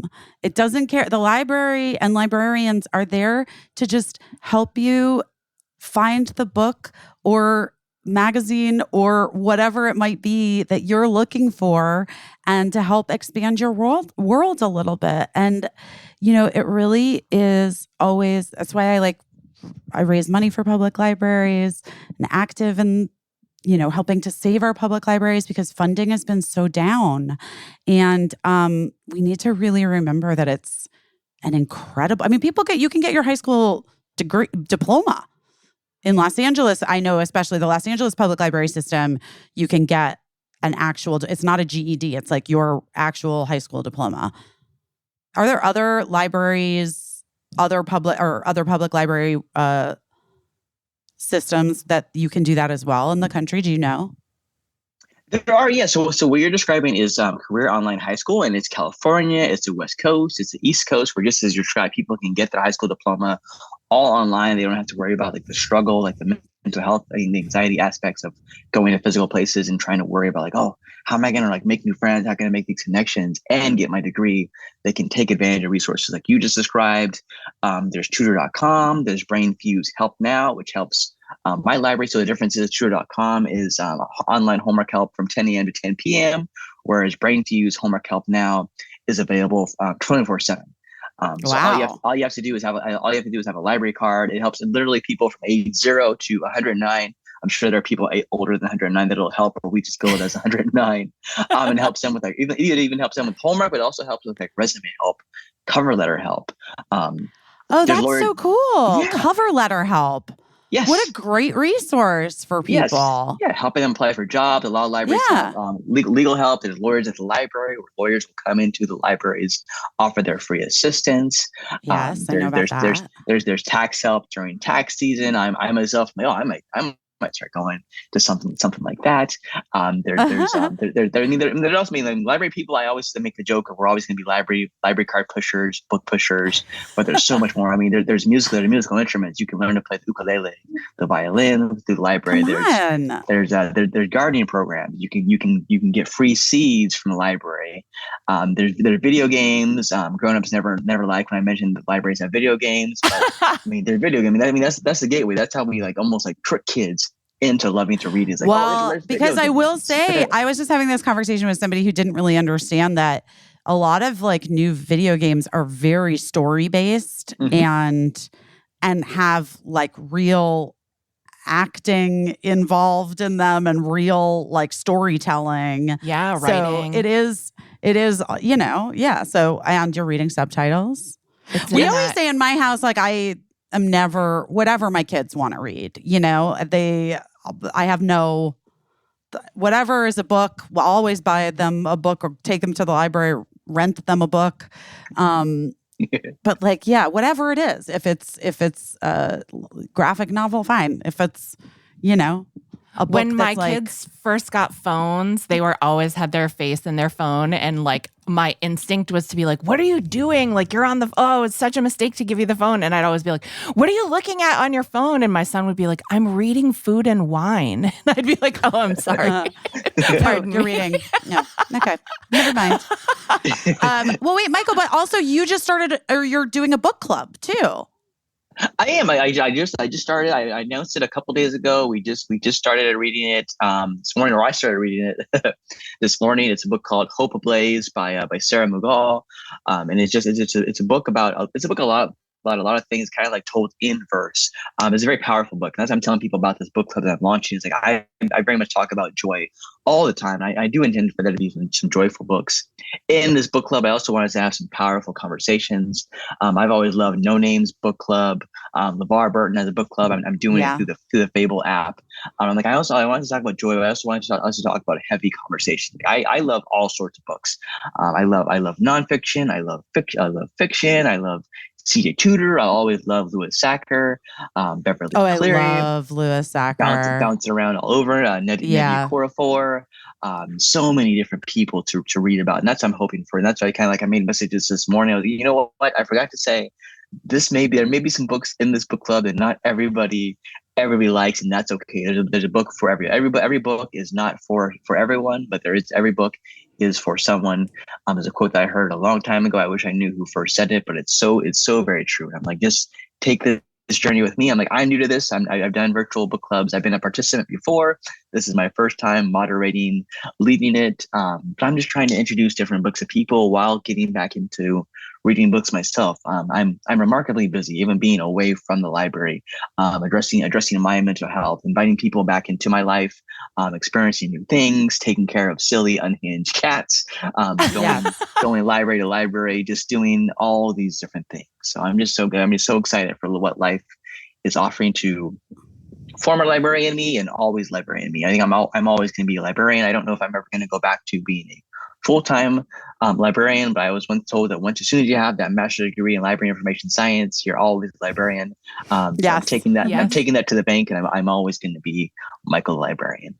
Well, you're America's librarian, Mychal. I feel like everyone's fallen in love with you. And I just want to thank you, because when you're talking about how you're curating a variety of books, some are joyful, some are heavier. Those heavier books I think they can be so empowering for anyone that's going through something, because it gives us the language, it gives us the power and sometimes the freedom to be able to say, this is appearing in a book. This is also something that I have some experience with, or I can empathize or sympathize with. And so it gives us the power to talk about that, to have a discussion. Like, you might think that you're just in a book club and you're gonna read a cool book with a bunch of people, and then next thing you know, you're talking about real stuff from your life and finding like a common ground. So I'm so grateful to you that you're using your platform to gather people together to talk about real things. No, thank you so much. You know what? I'm totally blown away. There's already almost like 2,000 people in that book club, and I'm like, I am not equipped. I don't have the capacity to moderate 2,000 people talking about one book. So they're going to steer most of the conversation. That's honestly like where I've taken most, like one of my biggest influences in life. Her name is Jazz Thornton. Like whenever I'm down, I read the book Letters to You. She's a person who has not wanted to be in life and taking extreme measures to do so 10 plus times, and she is still in this world. She is so amazing. She's one of the biggest mental health advocates in the entire world. She had rescued my life on countless occasions, and she just has a book called Letters to You, where she just like shares letters like dedicated to herself for other people's in need, anxiety, PTSD, postpartum depression, panic attacks, and she just is relentless in her joy in ensuring you that like you belong in this world. It's a large part of like where I took my mantra of like, you belong, you matter, is from Jazz Thornton. She is such an incredible human being. And that's all. And that's what I hope this book club does. It just is like-minded people who like we said, people who like all sorts of books coming together to talk about our book joy, just embrace one another. We talked about community, just being a bookish community to say, yes, we all belong in this world. We may be having our worst day, our most mediocre day, our best day, wherever we're at. That's all we can keep on doing. Is like I like to do it in books. I like to take each day, book by book, day by day. You want to take it dog by dog, horse by horse, pie by pie, burger by burger, slice of pizza by slice of pizza. That's all we're doing. We're just coming together. You never know. There may be chats in the book club that I have, where they're talking about. Like I said, talking about YouTube, talking about how to make pizza, how to make a salad. I don't know what we're going to talk about, but we're all coming together around this book club, and that's, I think, it just like the three of us are talking right now, like this, this happenstance of life. We just come together and talk about silly things, deep things, the best parts of life. It just moment by moment. Well, we always say on our podcast and in real life that life is not all one thing ever. And you have to and the trick of life is being able to hold both things, the deep grief and the greatest joy. And the two things have to exist at the same time, basically, because they do, because turns out they do.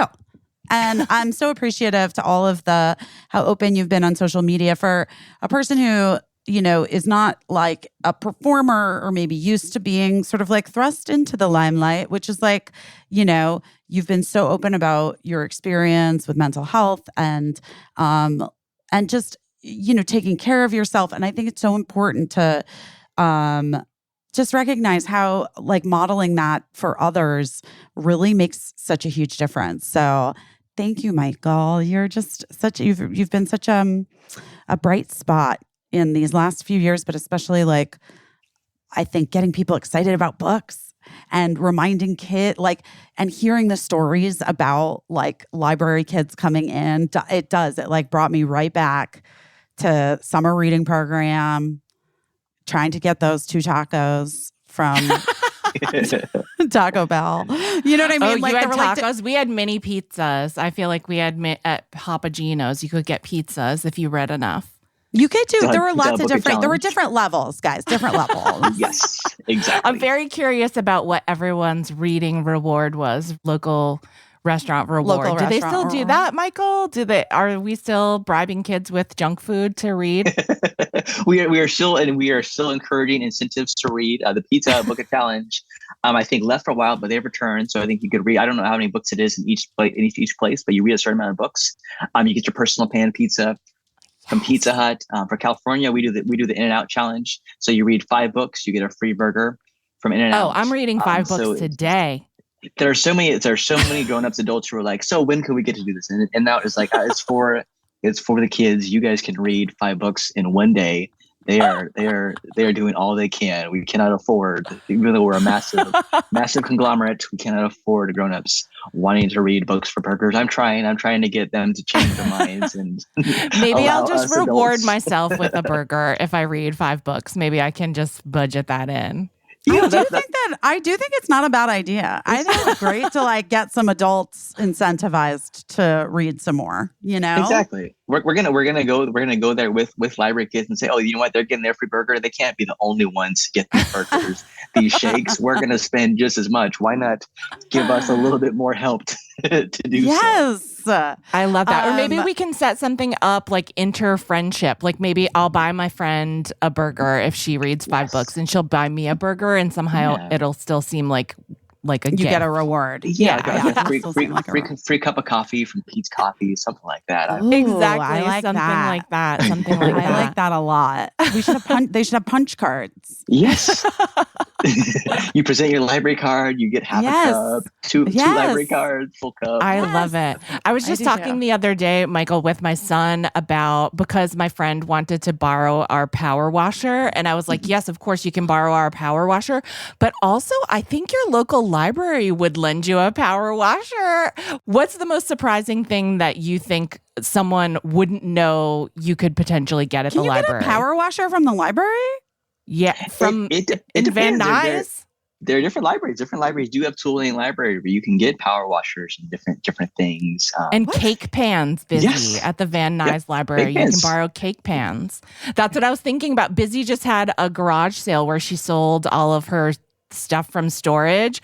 And she was like waffling on getting rid of the cake pans. And I was like, if she lived near me, she would know she could just go to the library and get these cake pans anytime she wanted.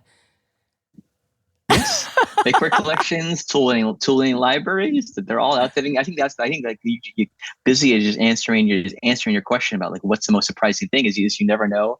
Some people are surprised that we have like modern day DVDs, like we have TV series. You can watch Abbott Elementary through the library. There's so many people who can't afford even like Netflix, Hulu is not that expensive to some of us, but to a lot of people, they can't afford that. Like we talked about, like my biggest joke is like that there are no expectations when you come to the library.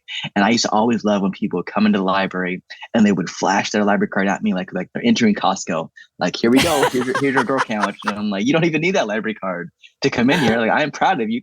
Congratulations. You want another library card?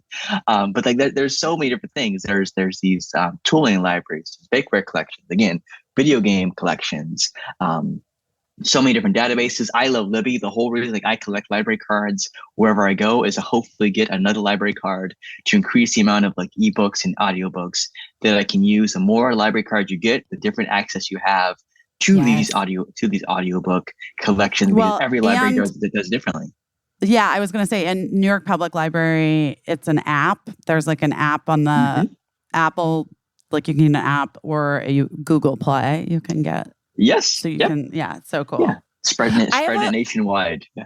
I have a question for you, Michael. For people that are living in places where books are unfortunately being banned or made hard to get, are there any resources that you know of for people to be able to get access to those books that have been made hard for them to get?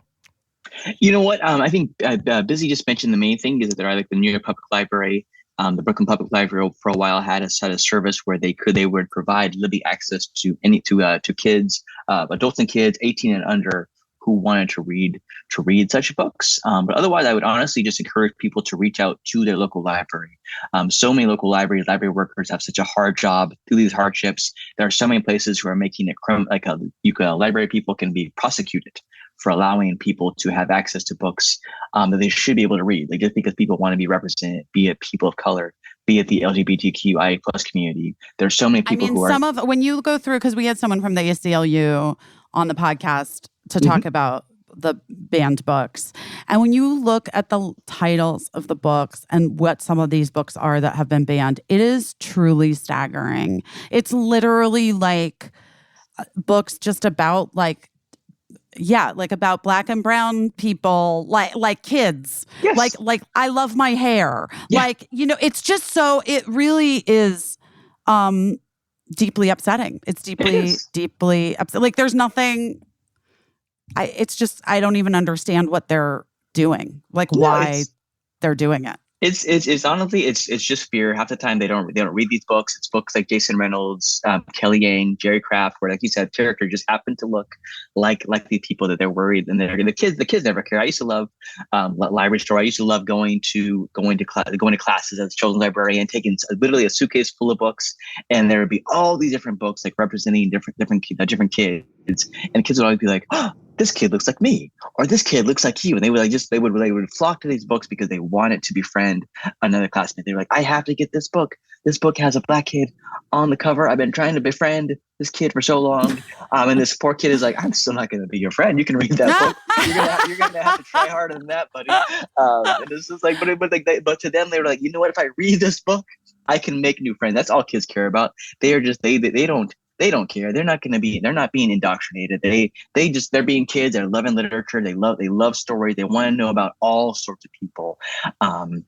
And that's why I say, like, Blair, Monty, and I are trying to do this library after Revolution. We're buying a bunch of different books about kids of color, about hair love, self-care, and we're just going to give them out to community. Like, we just want people to see in books, they belong on these bookshelves, they belong on these pages, and that's all that matters. That's the best way to spread it. Just to give them. There's so many problems with access, and that's all we're trying to do. So I think that's the best way to do it. It's just celebrate. We talk about banned book. We talk about these books that are forbidden, but we're all just like celebrating the right to read. We all have the right to read, to see ourselves in books. And that's all we're trying to do. Library. That's why I'm rooting for library people.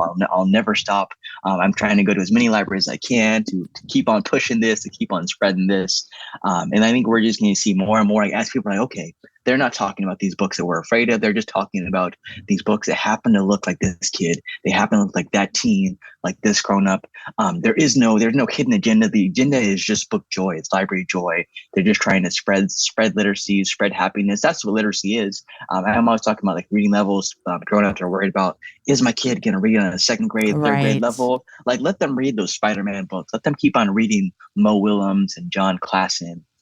That's the ticket to literacy, is getting them to fall in love, not making it a chore, making it something where like, ooh, you mean I can read like this book that my mom wants me to read, but I can also read this book? I'm always like, no library says you can only take out one book. Like, take out multiple books, take out all those books that they want to read, get them hooked on reading, hooked on phonics, if you will.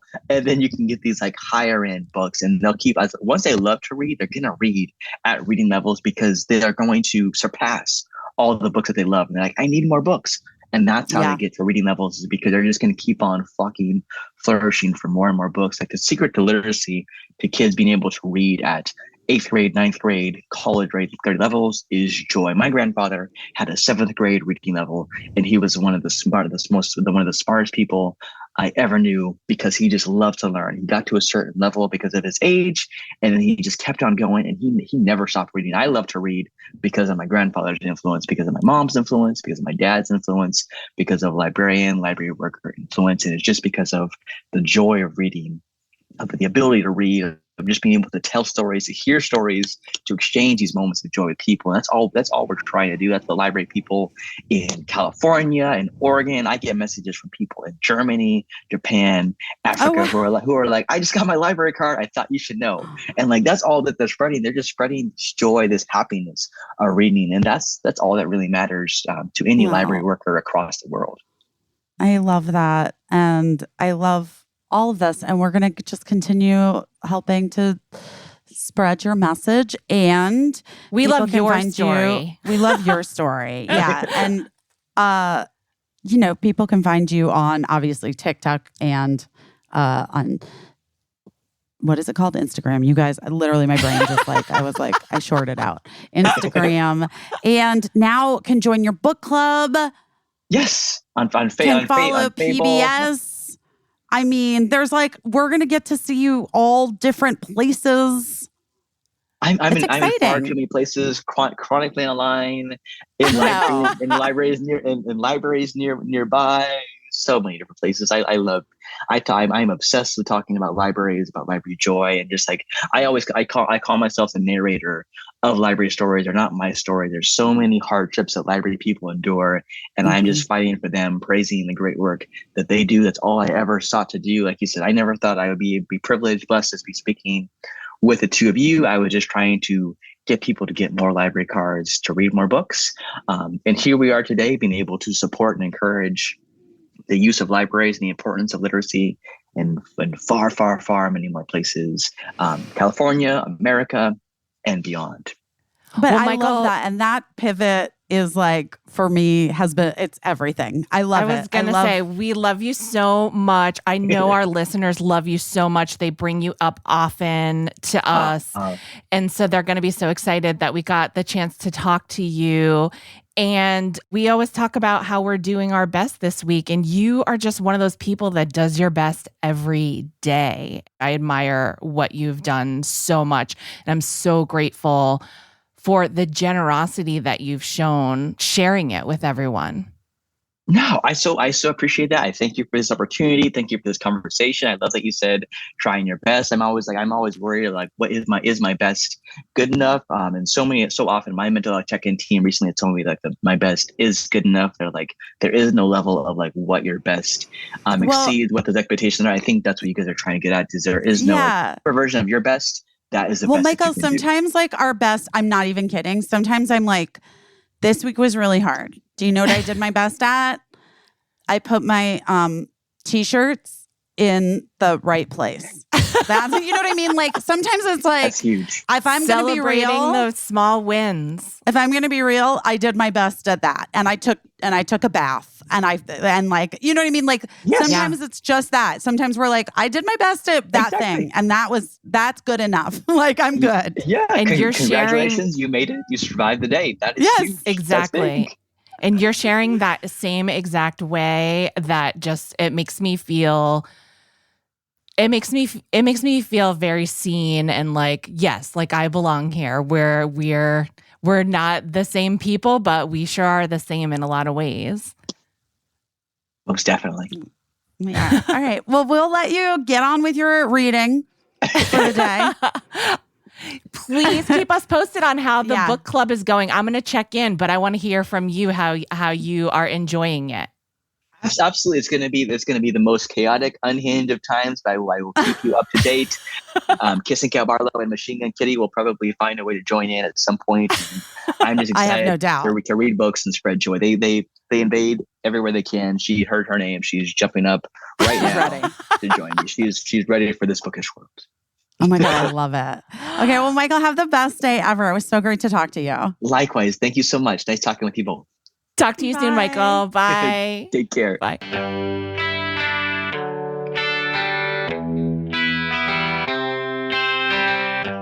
My mom reached out to me and she was like, Busy, is it do you really love that Helix mattress? Because your aunt needs a new mattress. And I just want to know the real. And I was like, Mom, for real? Have her get a Helix mattress. She was like, okay, thanks. Okay, I'll send her the code. I'm like, good, send her the code. Because it's a great deal. Yeah. And also a great mattress. A great mattress. Everyone in my house has a Helix mattress. That's a lot of mattresses. Yeah.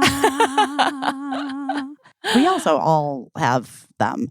You know, Helix is amazing, guys, because they have 20 unique mattresses. It's not just one of those direct-to-consumer mattress companies where it's like you get what you get and you don't get upset. Like this this mattress is coming to you. You take it out of the box and then it's like, this is your mattress. And it's it. This is the mattress. Right. No, the Helix mattress lineup. It's a lineup. Over 20 unique mattresses, including the award-winning Luxe Collection, newly released Helix Elite Collection. They have a mattress designed for big and tall sleepers and a mattress made just for kids. And how are you going to know which one you're going to order? I'm going to tell you. You're going to take a little quiz. You're going to take the sleep quiz. You're going to find out your perfect mattress in under 2 minutes. Your personalized mattress will be shipped straight to your door free of charge. But here's the deal. What if you try it out? What if you're 2 weeks in and you're like, this ain't it. It's not for her. Well, guess what? Helix knows there's no better way to test out a new mattress than by sleeping on it in your own home. That is why they offer a 100-night trial and a 10 to 15-year warranty to try out your new Helix mattress, because everyone is unique and everyone sleeps differently. And that's why they have so many different models to choose from. And they're all designed want you to sleep on it. They want you to sleep on it. They're like, try it out. No questions asked. We got you. Every Helix mattress, regardless of whatever you match with, every single one has a hybrid design combining individually wrapped steel coils in the base with premium foam layers on top. It's the perfect combination of comfort and support. Everyone I know who has slept on a Helix mattress is obsessed. We are no exceptions, me and Caissie, St. On. Also, all the mattresses come with a 10 to 15-year warranty, depending on the model. So you get this 100 nights to try it out for free, risk-free, because they'll take it back. They also have enhanced cooling features, which I have a friend that really needs that. She's always been a hot sleeper. They have something for every type of sleeper. So guys, get into it. Get rid of your old mattress full of dander and I don't know. And bad memories. Bad memories. Helix is offering 20% off all mattress orders and 2 free pillows for our listeners. That's you. Go to helixsleep.com/best. Use code HelixPartner20. This is their best offer yet. It's not going to last long with Helix. Better sleep starts now. OAG1, OAG1, OAG1. OAG1. We really love you. Taking care of your health isn't always easy, but it should be. It should be simple. And that's why we drink AG1 every day. No exceptions. 1 scoop mixed in water once a day, every day. We love it. Sometimes I'll throw it in my smoothie, depending. It makes me feel very energized and nourished. Yes, same. But that's because every serving of AG1 delivers a daily dose of vitamins, minerals, pre- and probiotics, and more. It's a very powerful, healthy habit that's also very simple. And if you're a person like me who's gone to like nutritionists and people who are like, take this thing and this thing and this thing, and you should have this and this, whatever. And then you do it for one day and realize you're never doing it again. May I introduce you to AG1? Because it's like the version of getting all of those things, but it's one scoop. It's so easy. You can do it daily. You're getting everything you need. And the ingredients are sourced for absorption, potency, nutrient density. It's a game changer. Also, like, I like knowing that it's got brain and gut and immune health support, and all of it is like derived from whole foods. It's like nutritional insurance. Yeah. It just covers all of the gaps and supports all of it, and it's not a hassle. And it's just like 60 seconds. Right. And I just shake it up and then it's done. And it tastes great. That's the number one question people ask. It really does taste good. It tastes very apple-y, tropical to me. It tastes like this smoothie that Michelle and I used to be obsessed with when we were like in our 20s. Oh, does it? Yeah, it really does. And I loved it so much. I can't remember what it's called. The Hulk or something. But like it has that same flavor and I just love it. I really love it. Oh, it's such a nice sense memory for you. It's sense memory, and it also is like giving me everything I need. Yeah. And I love that it also comes in travel packs. So if I'm on the road or on the run, I don't have to worry. I just toss a couple little packets in my bag and then it's got me for my trip. And I love that I know that you have it. So when I come to LA, I don't even need to remember that. Exactly. Because you'll just bring it to me. Like I'll just bring it to you. Guys, if there's one product we had to recommend to elevate your health, it's AG1. And it's why we have partnered with them for so long.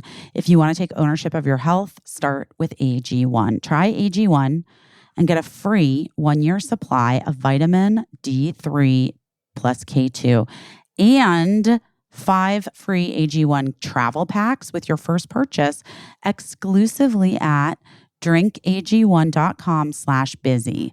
That's drinkag1.com/busy.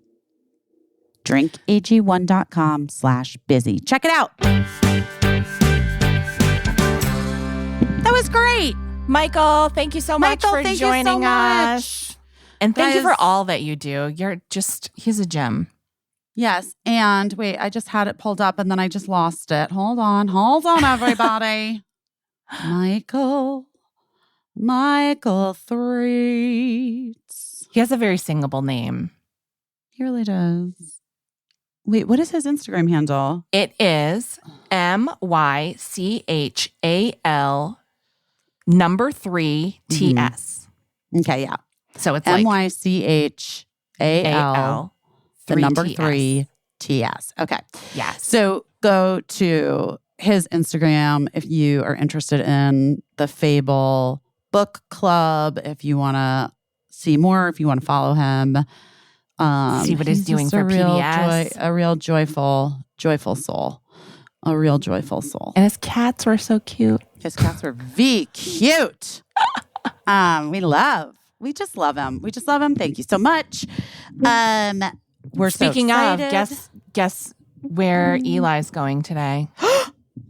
He's doing it. He's getting on a plane. You didn't. The cat's not coming across the country in a car. Head out the window, wind in her hair. I don't know how she's going to get here, but he's going to go to her on a plane today. Yay. Yeah. So thank you for it. everyone who had cat transport tips and cat acclimation tips, all kinds of things.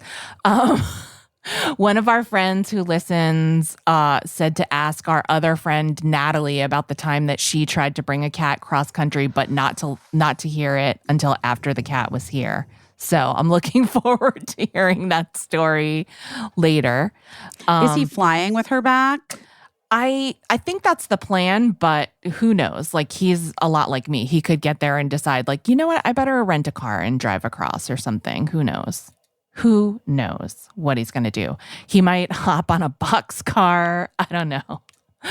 But do you know what did happen is, like, we're trying to get his room ready to be like cat ready. And also at the same time, my husband is installing floors, and he was like, you know what? I'm going to install the floors in Eli's room so that they're all there. Also, he's like out of town, whatever.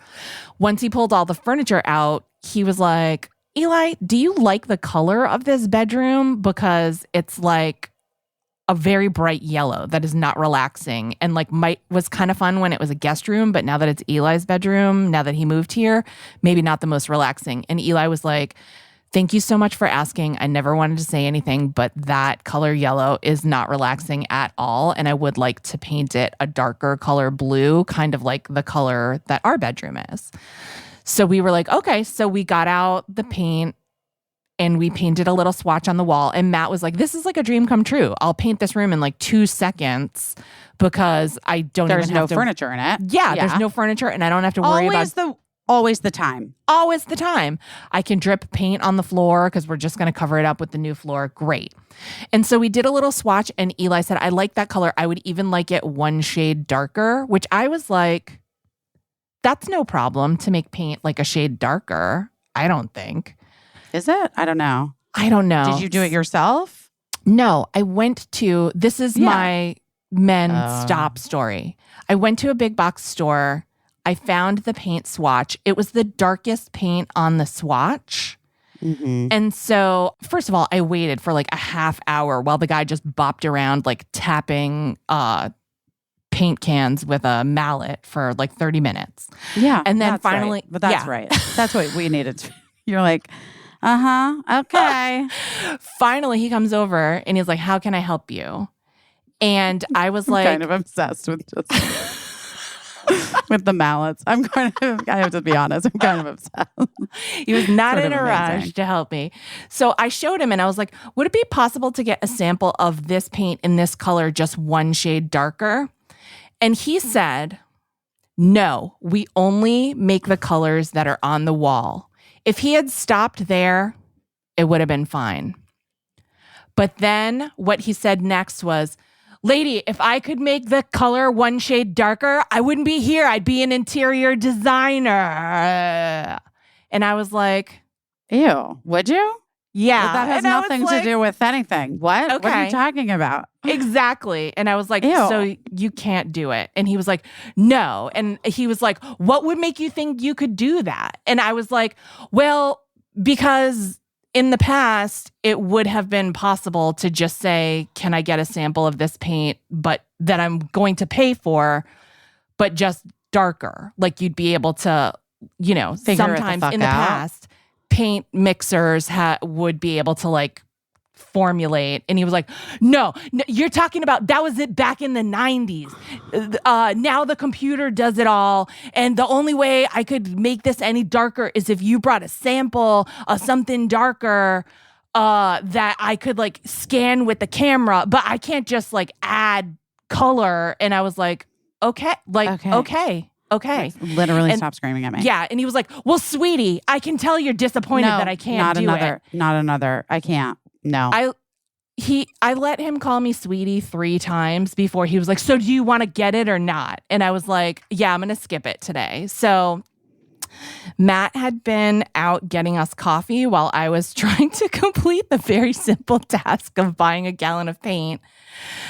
And I was like literally shaking with rage by the time I got out to the car. And Matt was like, what happened? And I'm like, I'm really sorry. I wasn't able to get the paint. And so I told him everything. And then Matt was like, did you take the color chip? And I was like, no, obviously. I threw it down on the counter like a bitch and walked out. And he was like, the color chip would have been helpful. So I was like, yeah, that's true. But I can't go back in there now after I told... We actually... Yeah. After I told that gentleman that he needed to take it down 86 notches. And anyway, so Matt went in, but then he came out and he was like, I did say, can I give you some advice? Don't ever call a woman sweetie. It's disrespectful. And I was like, oh, thank you. Thanks for sticking up for me. And I appreciated it. I don't know. I know people are just trying to do their jobs, but like, just tell me you can't do it. I don't need a big song and dance about whatever. I certainly don't need to be called sweetie. I don't need, you know. You don't need to be condescended to about fucking paint.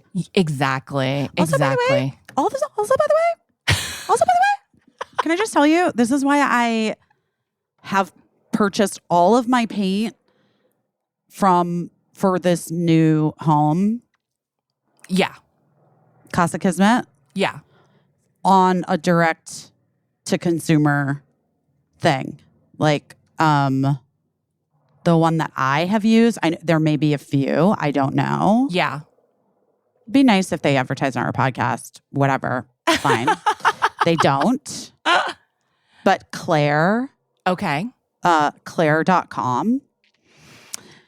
It's great advice. Because, and here's why. Because they have these color swatches, these color swatch kits Yeah. that are essentially, it's how the color will look on your wall, Yeah. but it is on like a peel and stick thing. Love. And so you can peel it and put it up on your wall and live with it. and look at it. And Yeah. then they have like all of these different swatches, or you can get all of them. I actually have a bunch of them.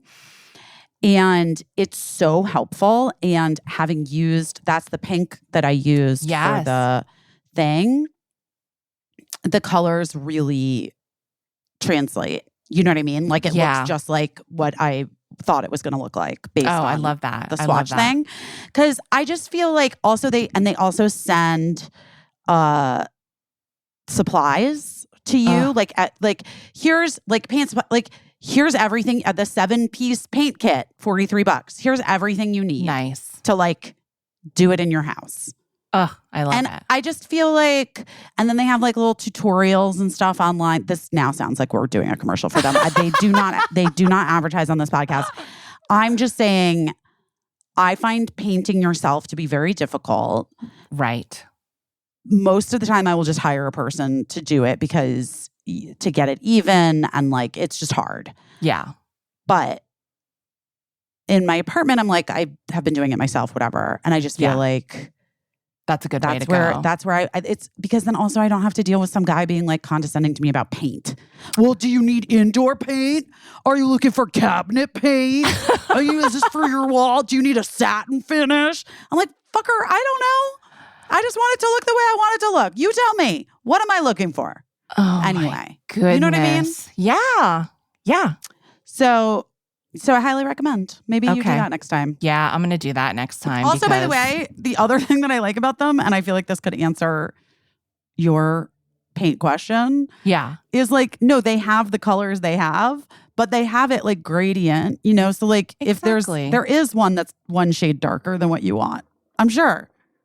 I mean, I just feel like it's not brain surgery. It's not that deep. It's not that deep. And like if it's your store policy to not freestyle on a $5 sample of paint, okay, just tell me that. But you don't need to give me a big story. You don't need to be a condescending shit about how if you could just mix any color paint, you'd be an interior designer. I doubt it because literally makes no sense. I doubt anyone would hire you. And then he was like, I studied the color wheel. You can't just change a paint color. And I was like, I mean, it's not a mystical experience that you're describing. Like, also, by the way, I had painters who got me the exact color I wanted mixed. Of course. So of course. I don't believe that guy anyway. But my point is, if you can't do it, you can't do it. That's 100% fine. Just leave it at that. You don't have to go on a big fucking power trip talking to me about how I don't understand how things work anymore. Also, because like my answer would always be, I really don't understand how things work. Period. Yeah, I mean, like, however, I wish asking, I could, but I can't. I wish I could, but I can't. Also, I know that they mix paint. Well, maybe I'm gonna that place does. I'm gonna try the online because here's what I will tell you. I was inspired by you did your own wallpaper in your place, right? We did it and we did such a bad job that like I had to stop. I had to take a break because no. I got a Postmate. No, I got a TaskRabbit. You got a TaskRabbit? Yeah, and it was really hard. And also, can I tell you what we did? Which is like, because it's peel and stick. Yeah, you know? That's what we got. It's so bad. So if you buy wallpaper glue, like a really small thing of it, and you do it like just on the corners, the rest of it'll stick. But ours is wrinkled. It's really hard. It is really hard. It's so wallpaper hard. is really hard. Yeah. I actually, somebody who does like, who's a wallpaper hanger.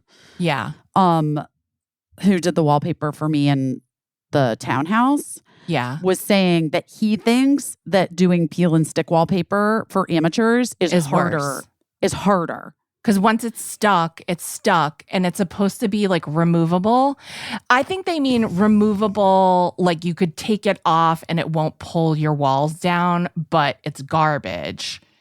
And I think the thing that like it kept getting stuck in places we didn't want it to stick. And then we pull it off and then it would get like a little stretched out. And every time you'd pull it, it'd get more stretched out. And then the edges didn't match. And so now it's wrinkly as hell, like all puckery, like bad plastic surgery. And I don't have the will to like even start the next Did you row. have one of those things that to like smooth it out? Yes. Can I tell you what I thought worked best? Tell me.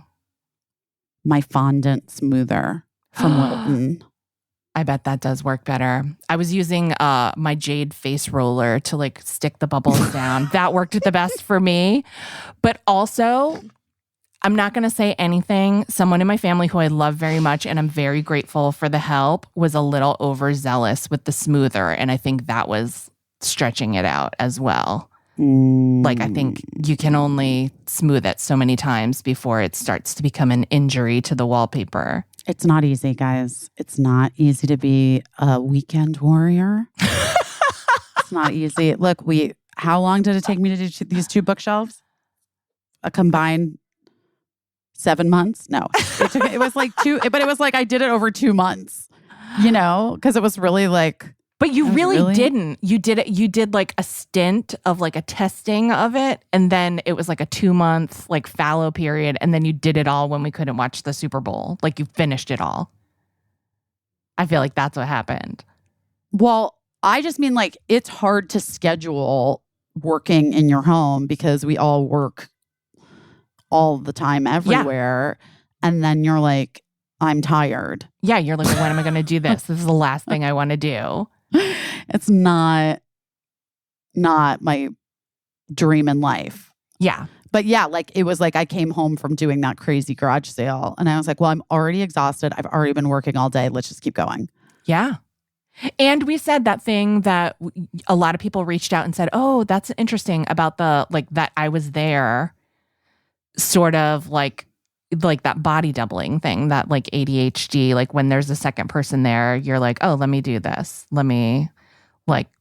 It's helpful. It's helpful to have a person who's just there.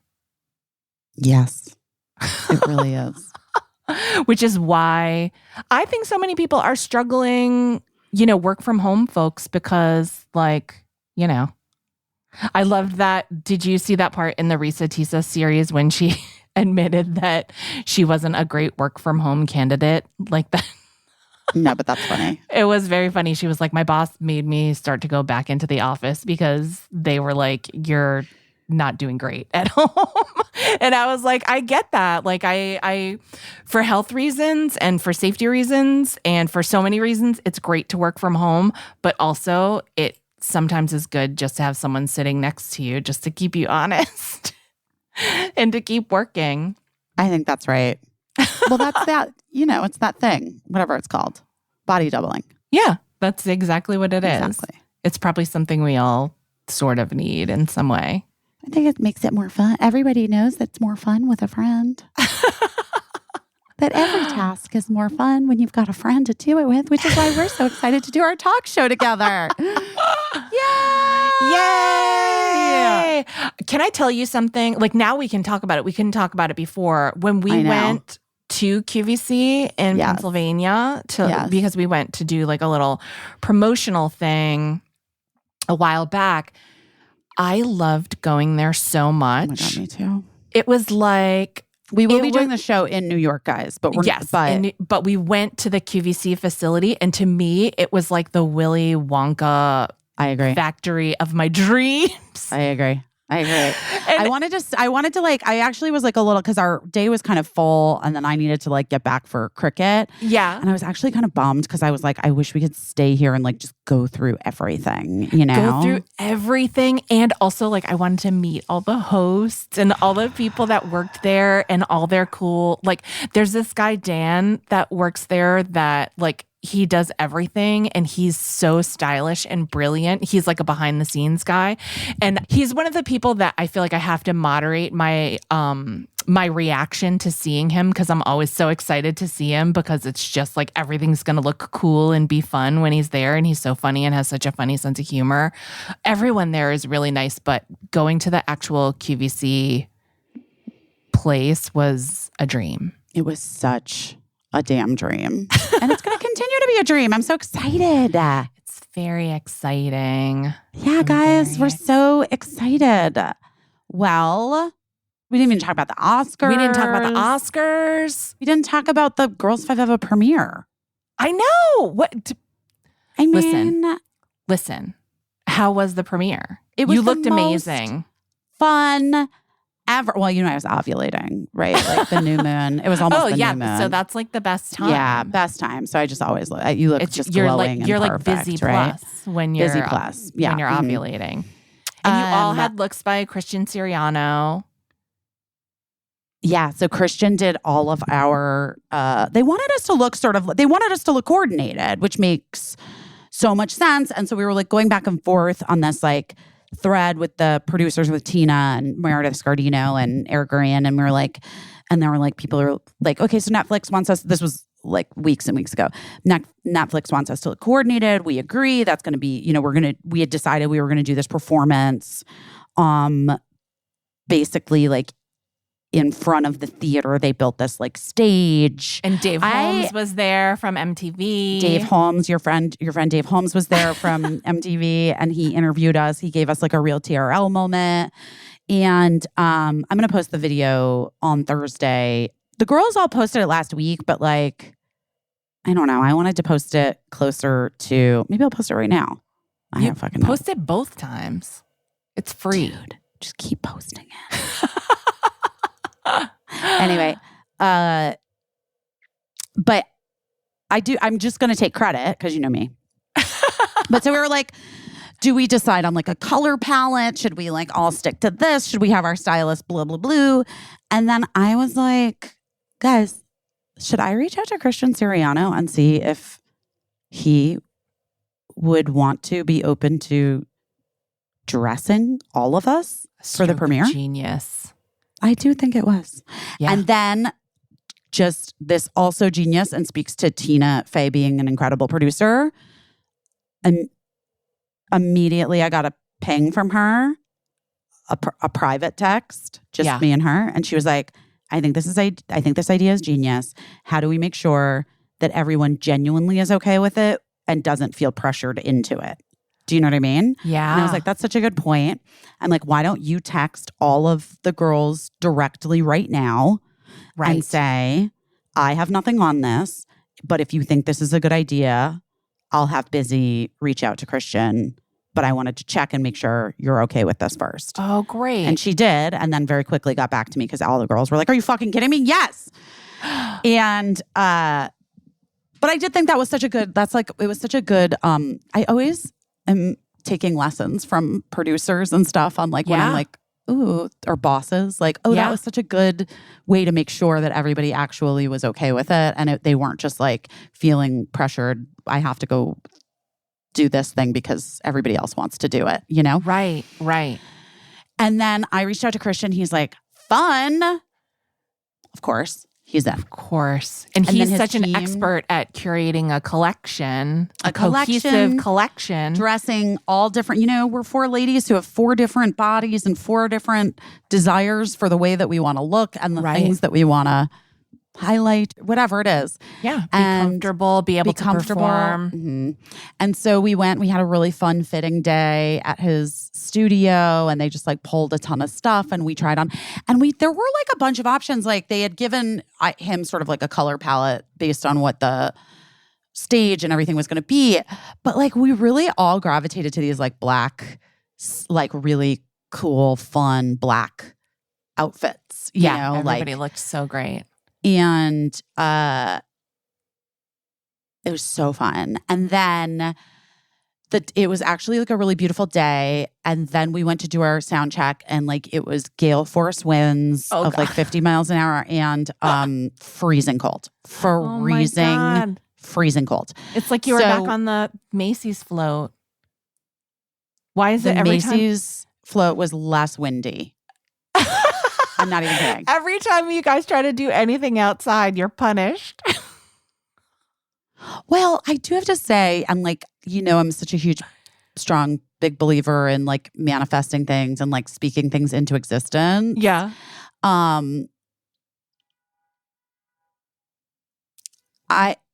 It's always very Girls 5 Eva. Yeah. Yeah. Do you know what I mean? Like it's always like you have to overcome. Always the thing. Yes. And like succeed in spite of. Yes. Well, I always just think of like not just the Alanis Morissette song, but I remember when I was little, I was a flower girl in my aunt's wedding, and it rained on her wedding day. And I just remember everyone saying, this bodes well, it's good luck, because I was like very upset that it was rainy on my aunt's wedding day. Yeah. She got divorced, but I mean, but she's great. So in a way it boded well. But I just always think that like anything you have to tough out and overcome environmentally, weather-wise, it kind of makes it worth it and more memorable.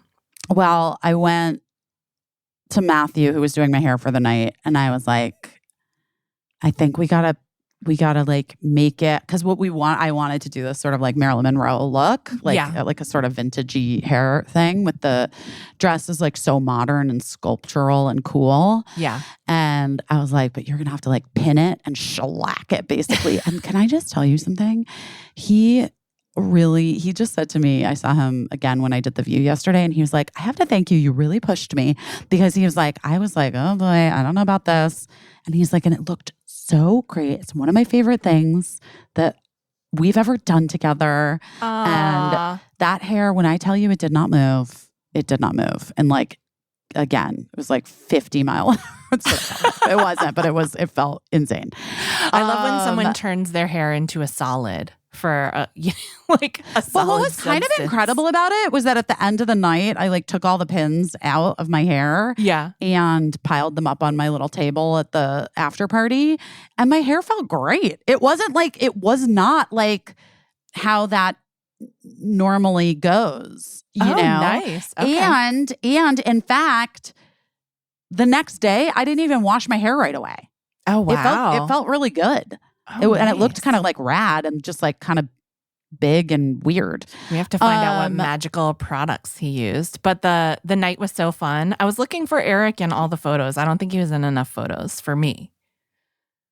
He was there. He was in pictures. There, but I just think like he wasn't getting in all the photos that I was looking at. So I was annoyed. Because people were really enjoying themselves. I'm not going to lie. Like we really had it was so celebratory. Netflix was so great to us. We had this really nice moment, and they put us in this like Hummer limo at the Plaza Hotel. Yeah. And then drove us 40 feet to the Paris Theater to get out of the limo. And it was making us laugh so hard. We loved it so much. That's how you know you're a star. One time I had to hire a stretch limousine to take Little Richard 1 block so that he would shoot something. Well, that's literally exactly what happened. But no one asked for it. But it was like Little Richard caliber. And you know, I had posted that day because I wasn't aware. And then I like woke up and saw a post my friend had made about my friend Jenna having passed away, and it had been 7 years that day. Yeah. And like, I couldn't believe that it had been 7 years, you know, like I just can't. I can't believe you don't know her. It's so weird. I know. Like, I feel like you do. It was so soon before our lives became entangled in the way that they did. And,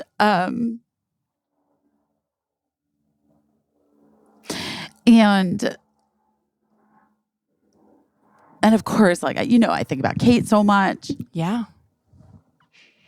And also I just think like, you know, in the limo, the 4-second limo ride over,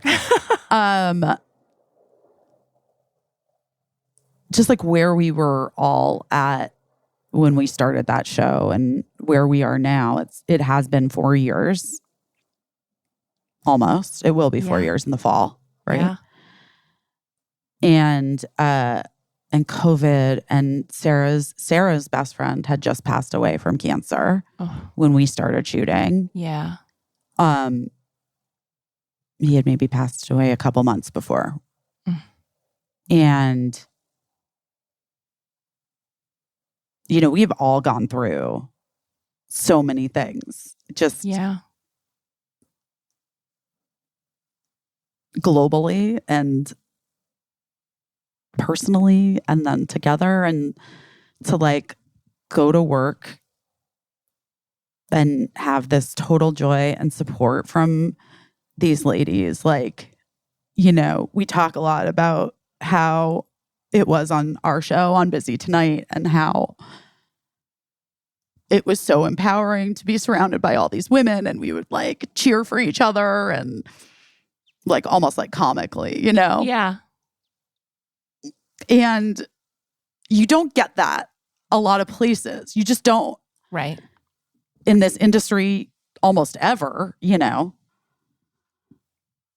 especially.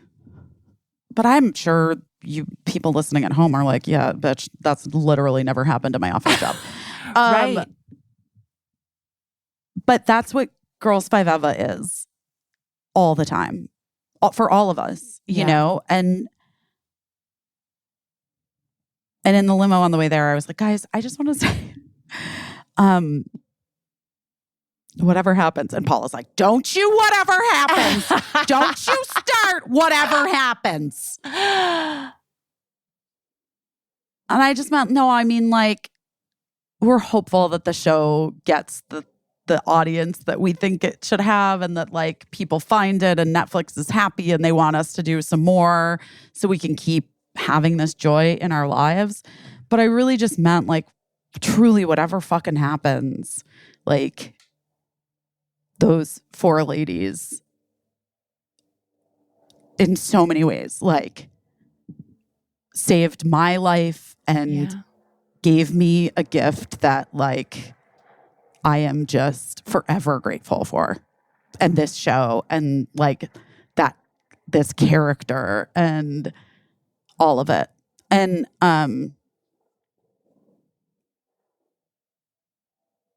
yeah, it's funny. Like,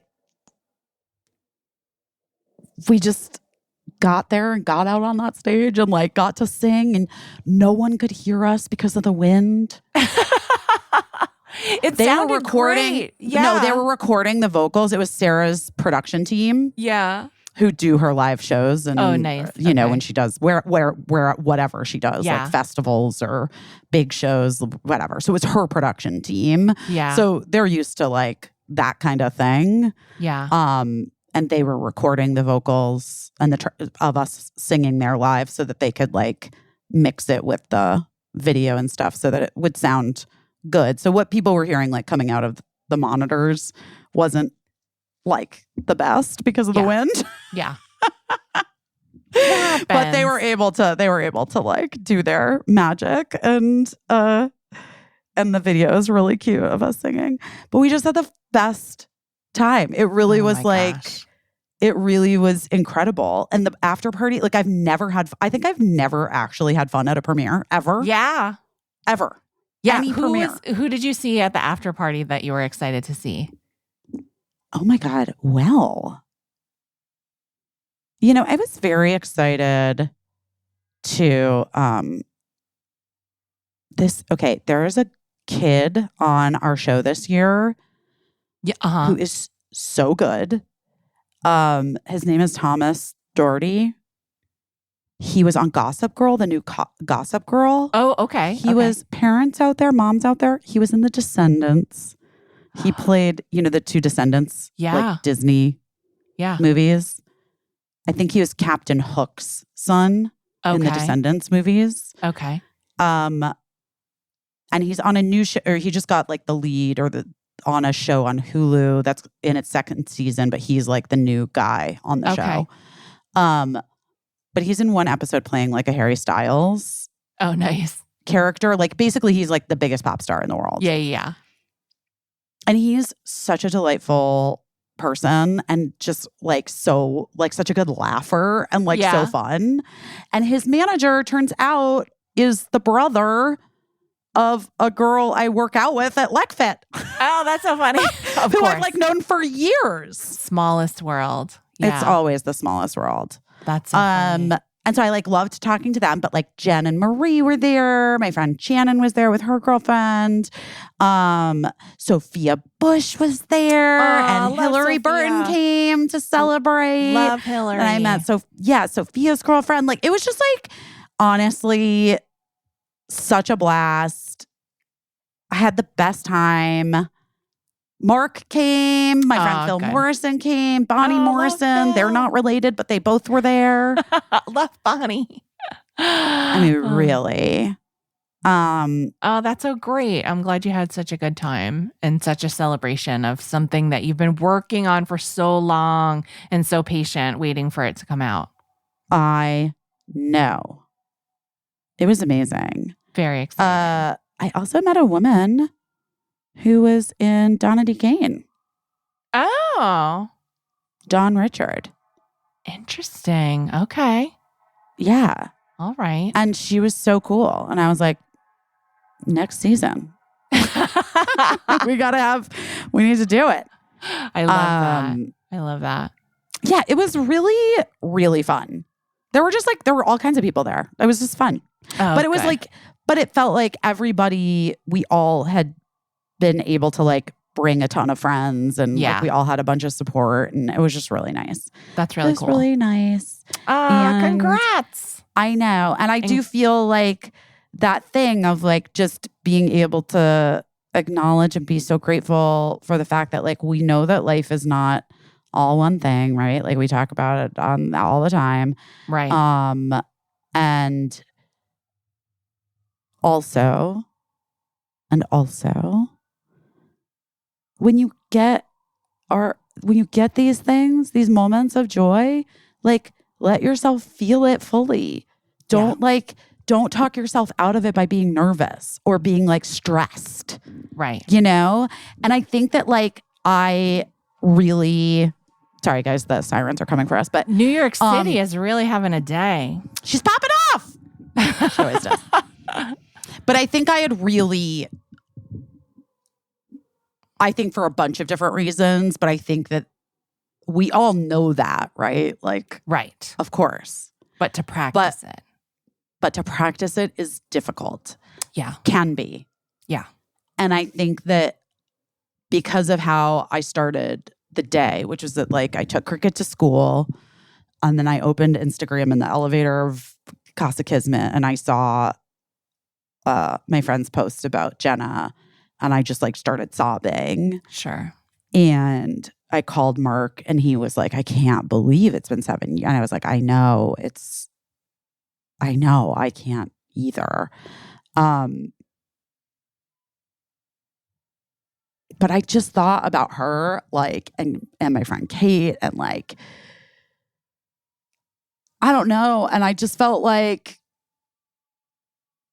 enjoy this. Just enjoy this. I don't need to be stressed about what comes after. I don't need to like be worried about saying something on the red carpet that's going to be dumb or whatever. You know what I mean? Like, just enjoy it and like be excited because you are, and grateful because you are, and like, what an amazing life. Yeah.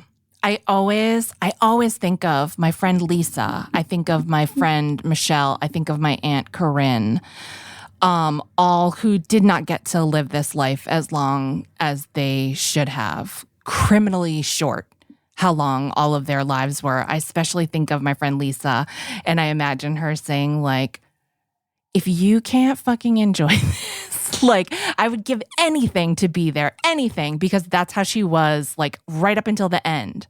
You know what I mean? Like I would give anything to be here 5 more days, you know?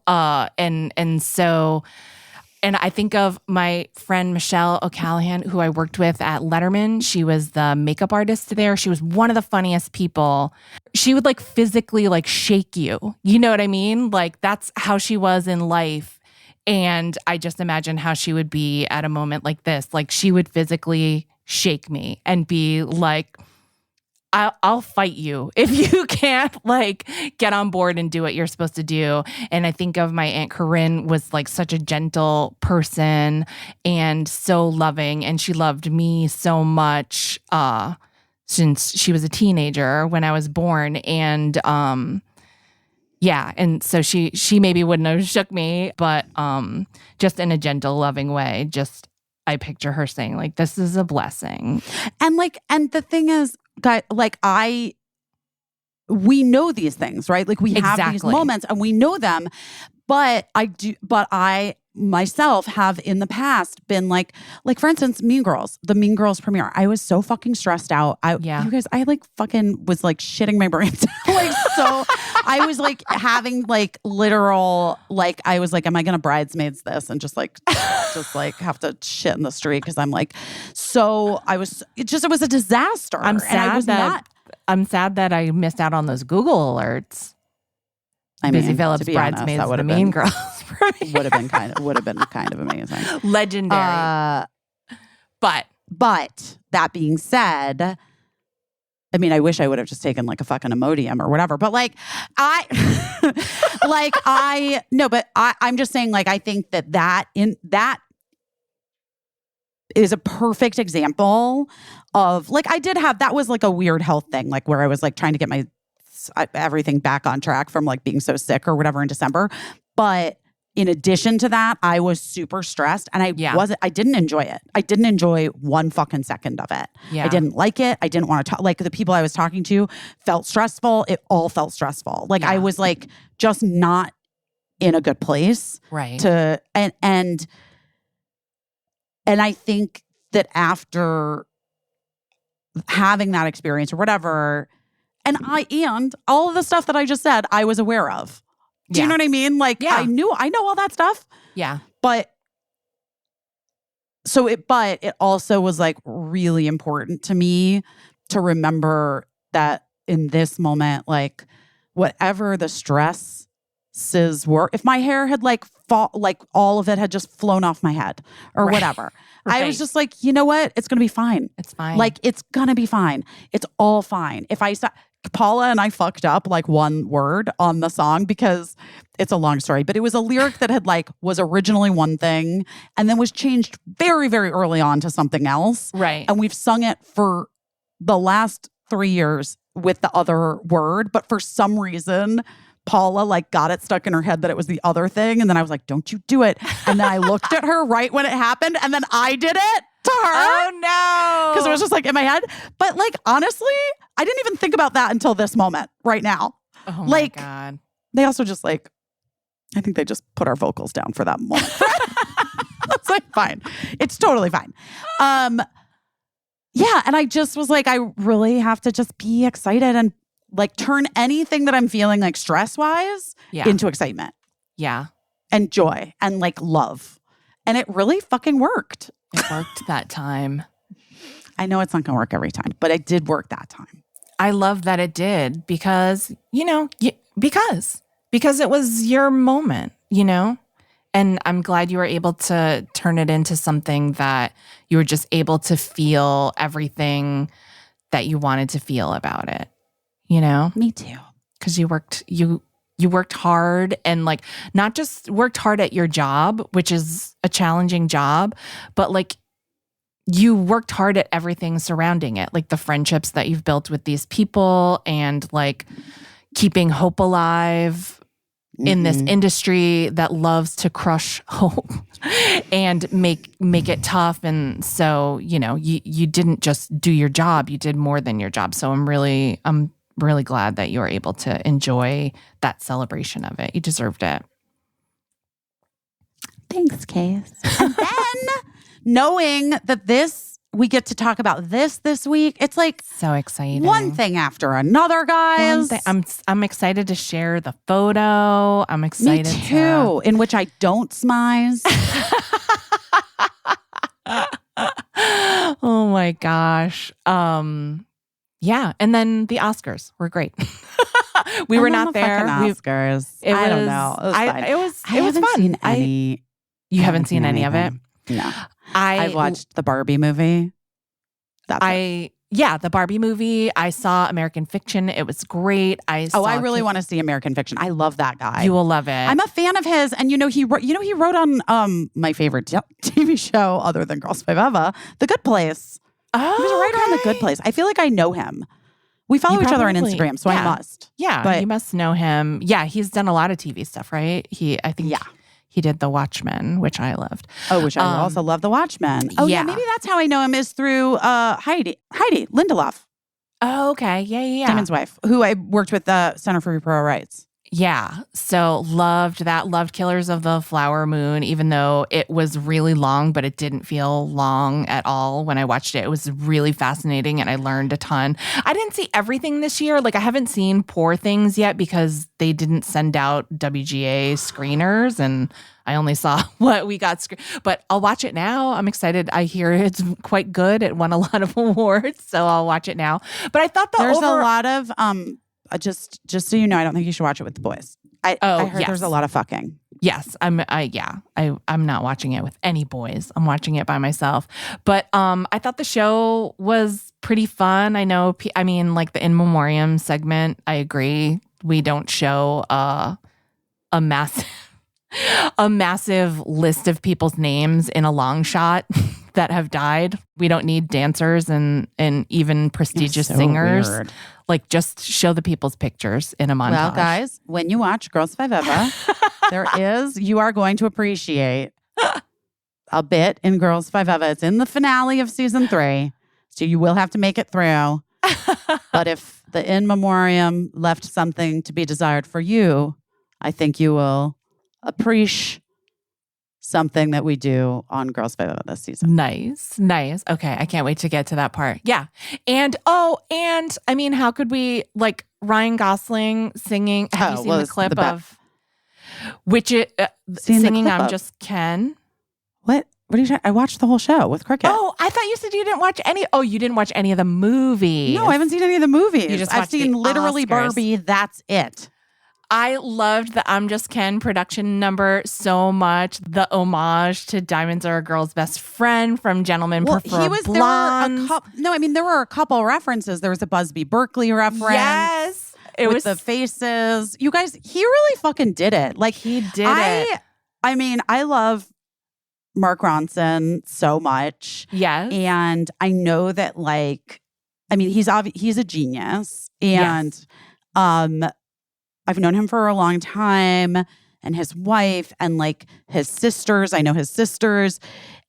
But, like, I know that they really put so much, you can just see it. Like, they put so much thought and time into what that moment would be and, like, what it should be. And I think it was just the best. It was just the fucking best. It was just the best. So oh my God, we didn't even talk about. Okay, wait. So that was great. We didn't even talk about the crazy trad wife. Oh. And then Scarlett Johansson. You guys, too much happened. So much happened. We needed to do an emergency episode this week, apparently. We should have done that. I think we should have done that. Katie Britt, and then, like, Scarlett Johansson's. Katie Britt, what's going on? Are you okay? I'm nervous. Like the Blair Witch Project. It was fucking insane. And then how, like, well, okay, we're laughing, but, like, then how somebody showed how the kitchen had basically been decorated to look very lived in, that wasn't how it was when the camera crew first showed up and took, like, a family photo. But then also that independent journalist that figured out she was fucking lying about her main story, about when it happened, who was the president when it happened, where it happened. Like, her whole her whole thing that she was almost crying about had some elements of truth, but the details that she was using as a cudgel against Joe Biden were none of, like, it didn't happen here, and it didn't happen when he was president, and there's receipt. It should be no surprise to anyone that at this point, especially, like, we gotta like fact check it all. Everything. And by the way, I guess apparently just watching the coverage of it isn't fact checking, because the coverage isn't fact checked. So a lot of times it's not. Right. It took a journalist who is independent. Well, I'm sorry, not for nothing. Like, the AP ran that photo of Princess Kate before they took it back. Before people were like, wait, guys, huh? This is, you know what I mean? Right. So, like, so we're getting, like, bare bones vetting of anything, if any vetting of any information that we're getting. So, like, just a lot of grains of salt. We have to take everything with until someone pokes into it, I guess. And we have to, I guess. We're going to get high blood pressure from all the salt grains. We are going to, which we don't already. I would just offer for all of us, like, continue speaking your truth. Because that matters. Yeah. Like, that speech was very unhinged. And full of lies. But like, I'm not a mother who's sitting at my table at night crying about the patriots. What I'm upset about is the fear of my children being shot, the fear of myself being shot, that there aren't reasonable gun control laws. What I cry about is trans children being bullied to death. Right.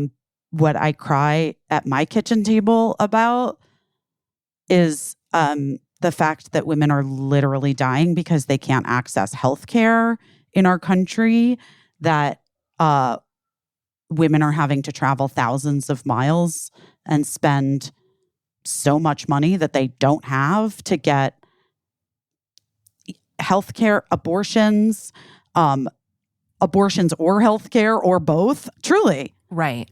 Like, the fact that we're somehow in this position now that people are having books taken away from them for content that they deem, I guess, inappropriate. Those are the things that I'm upset about. And those are just and the I things cry about in this country that we're upset That's just about. things that are like real things right now in this country. Right. I'm also upset. I am upset about our country's involvement and lack of response to wars, what's happening in Gaza, which is like a full-blown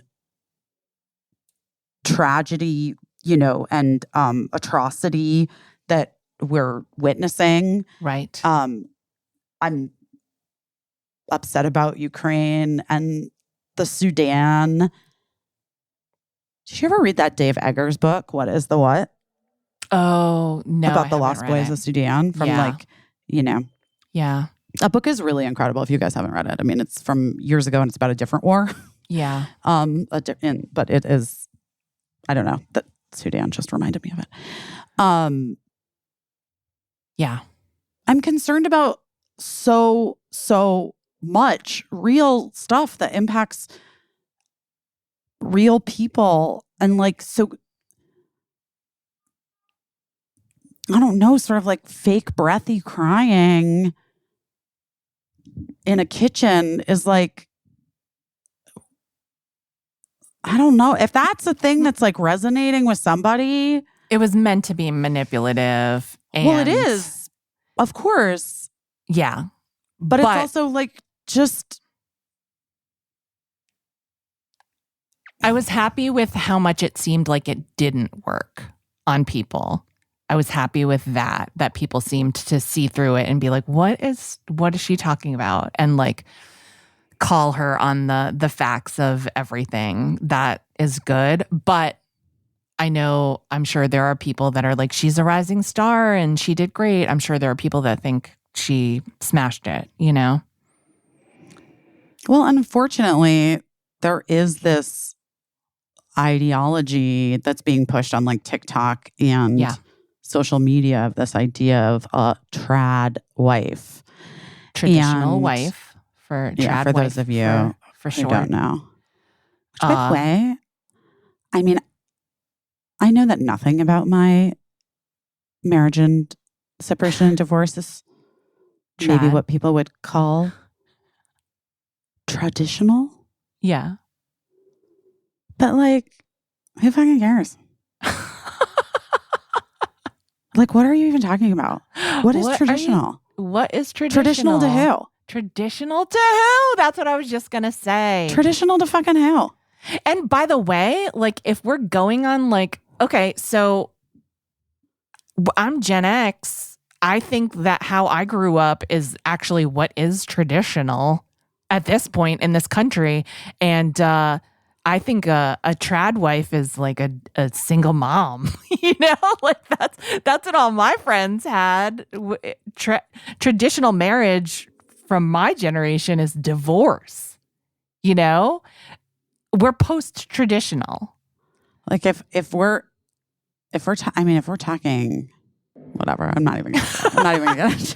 And by the way, traditional is like, it's so weird. Traditional has to do, in my opinion, in my understanding, it has to do with what's traditional for your family and your ancestors if you choose. But it doesn't, like, traditional isn't like, it's not like a national set of rules and suggestions, you know? Like, I hate when people wield the word traditional like it means something besides what your family has done for generation and generation. That's your business, you know? Totally. It doesn't, nobody said to spread it.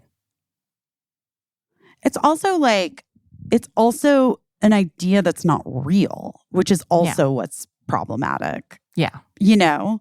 If you want to It's like mill wheat for your kids' breakfast every morning, go out, cut some wheat and grind it up to make bread for your kids.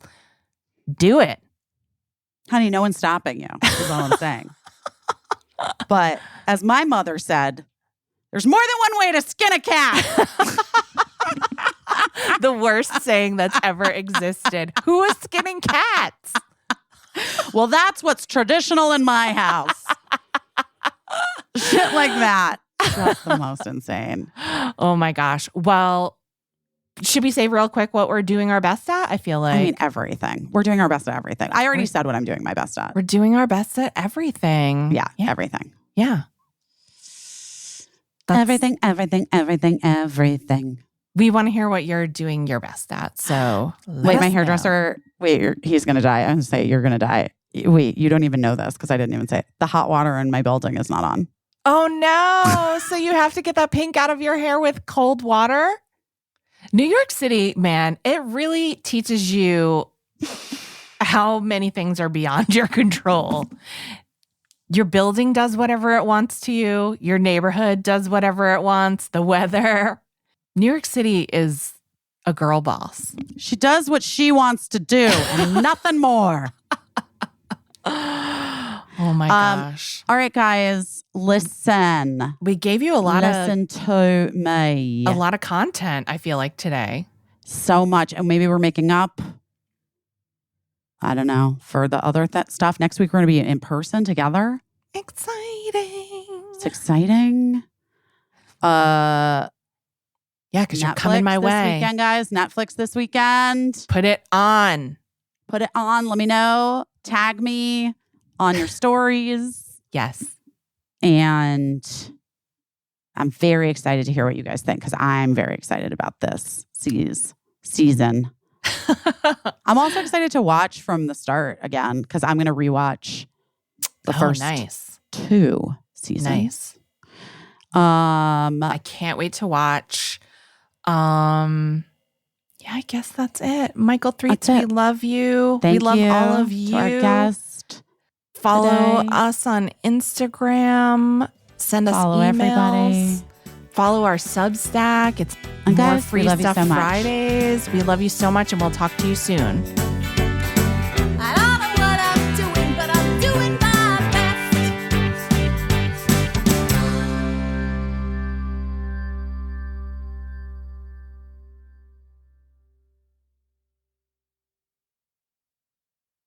Oh no.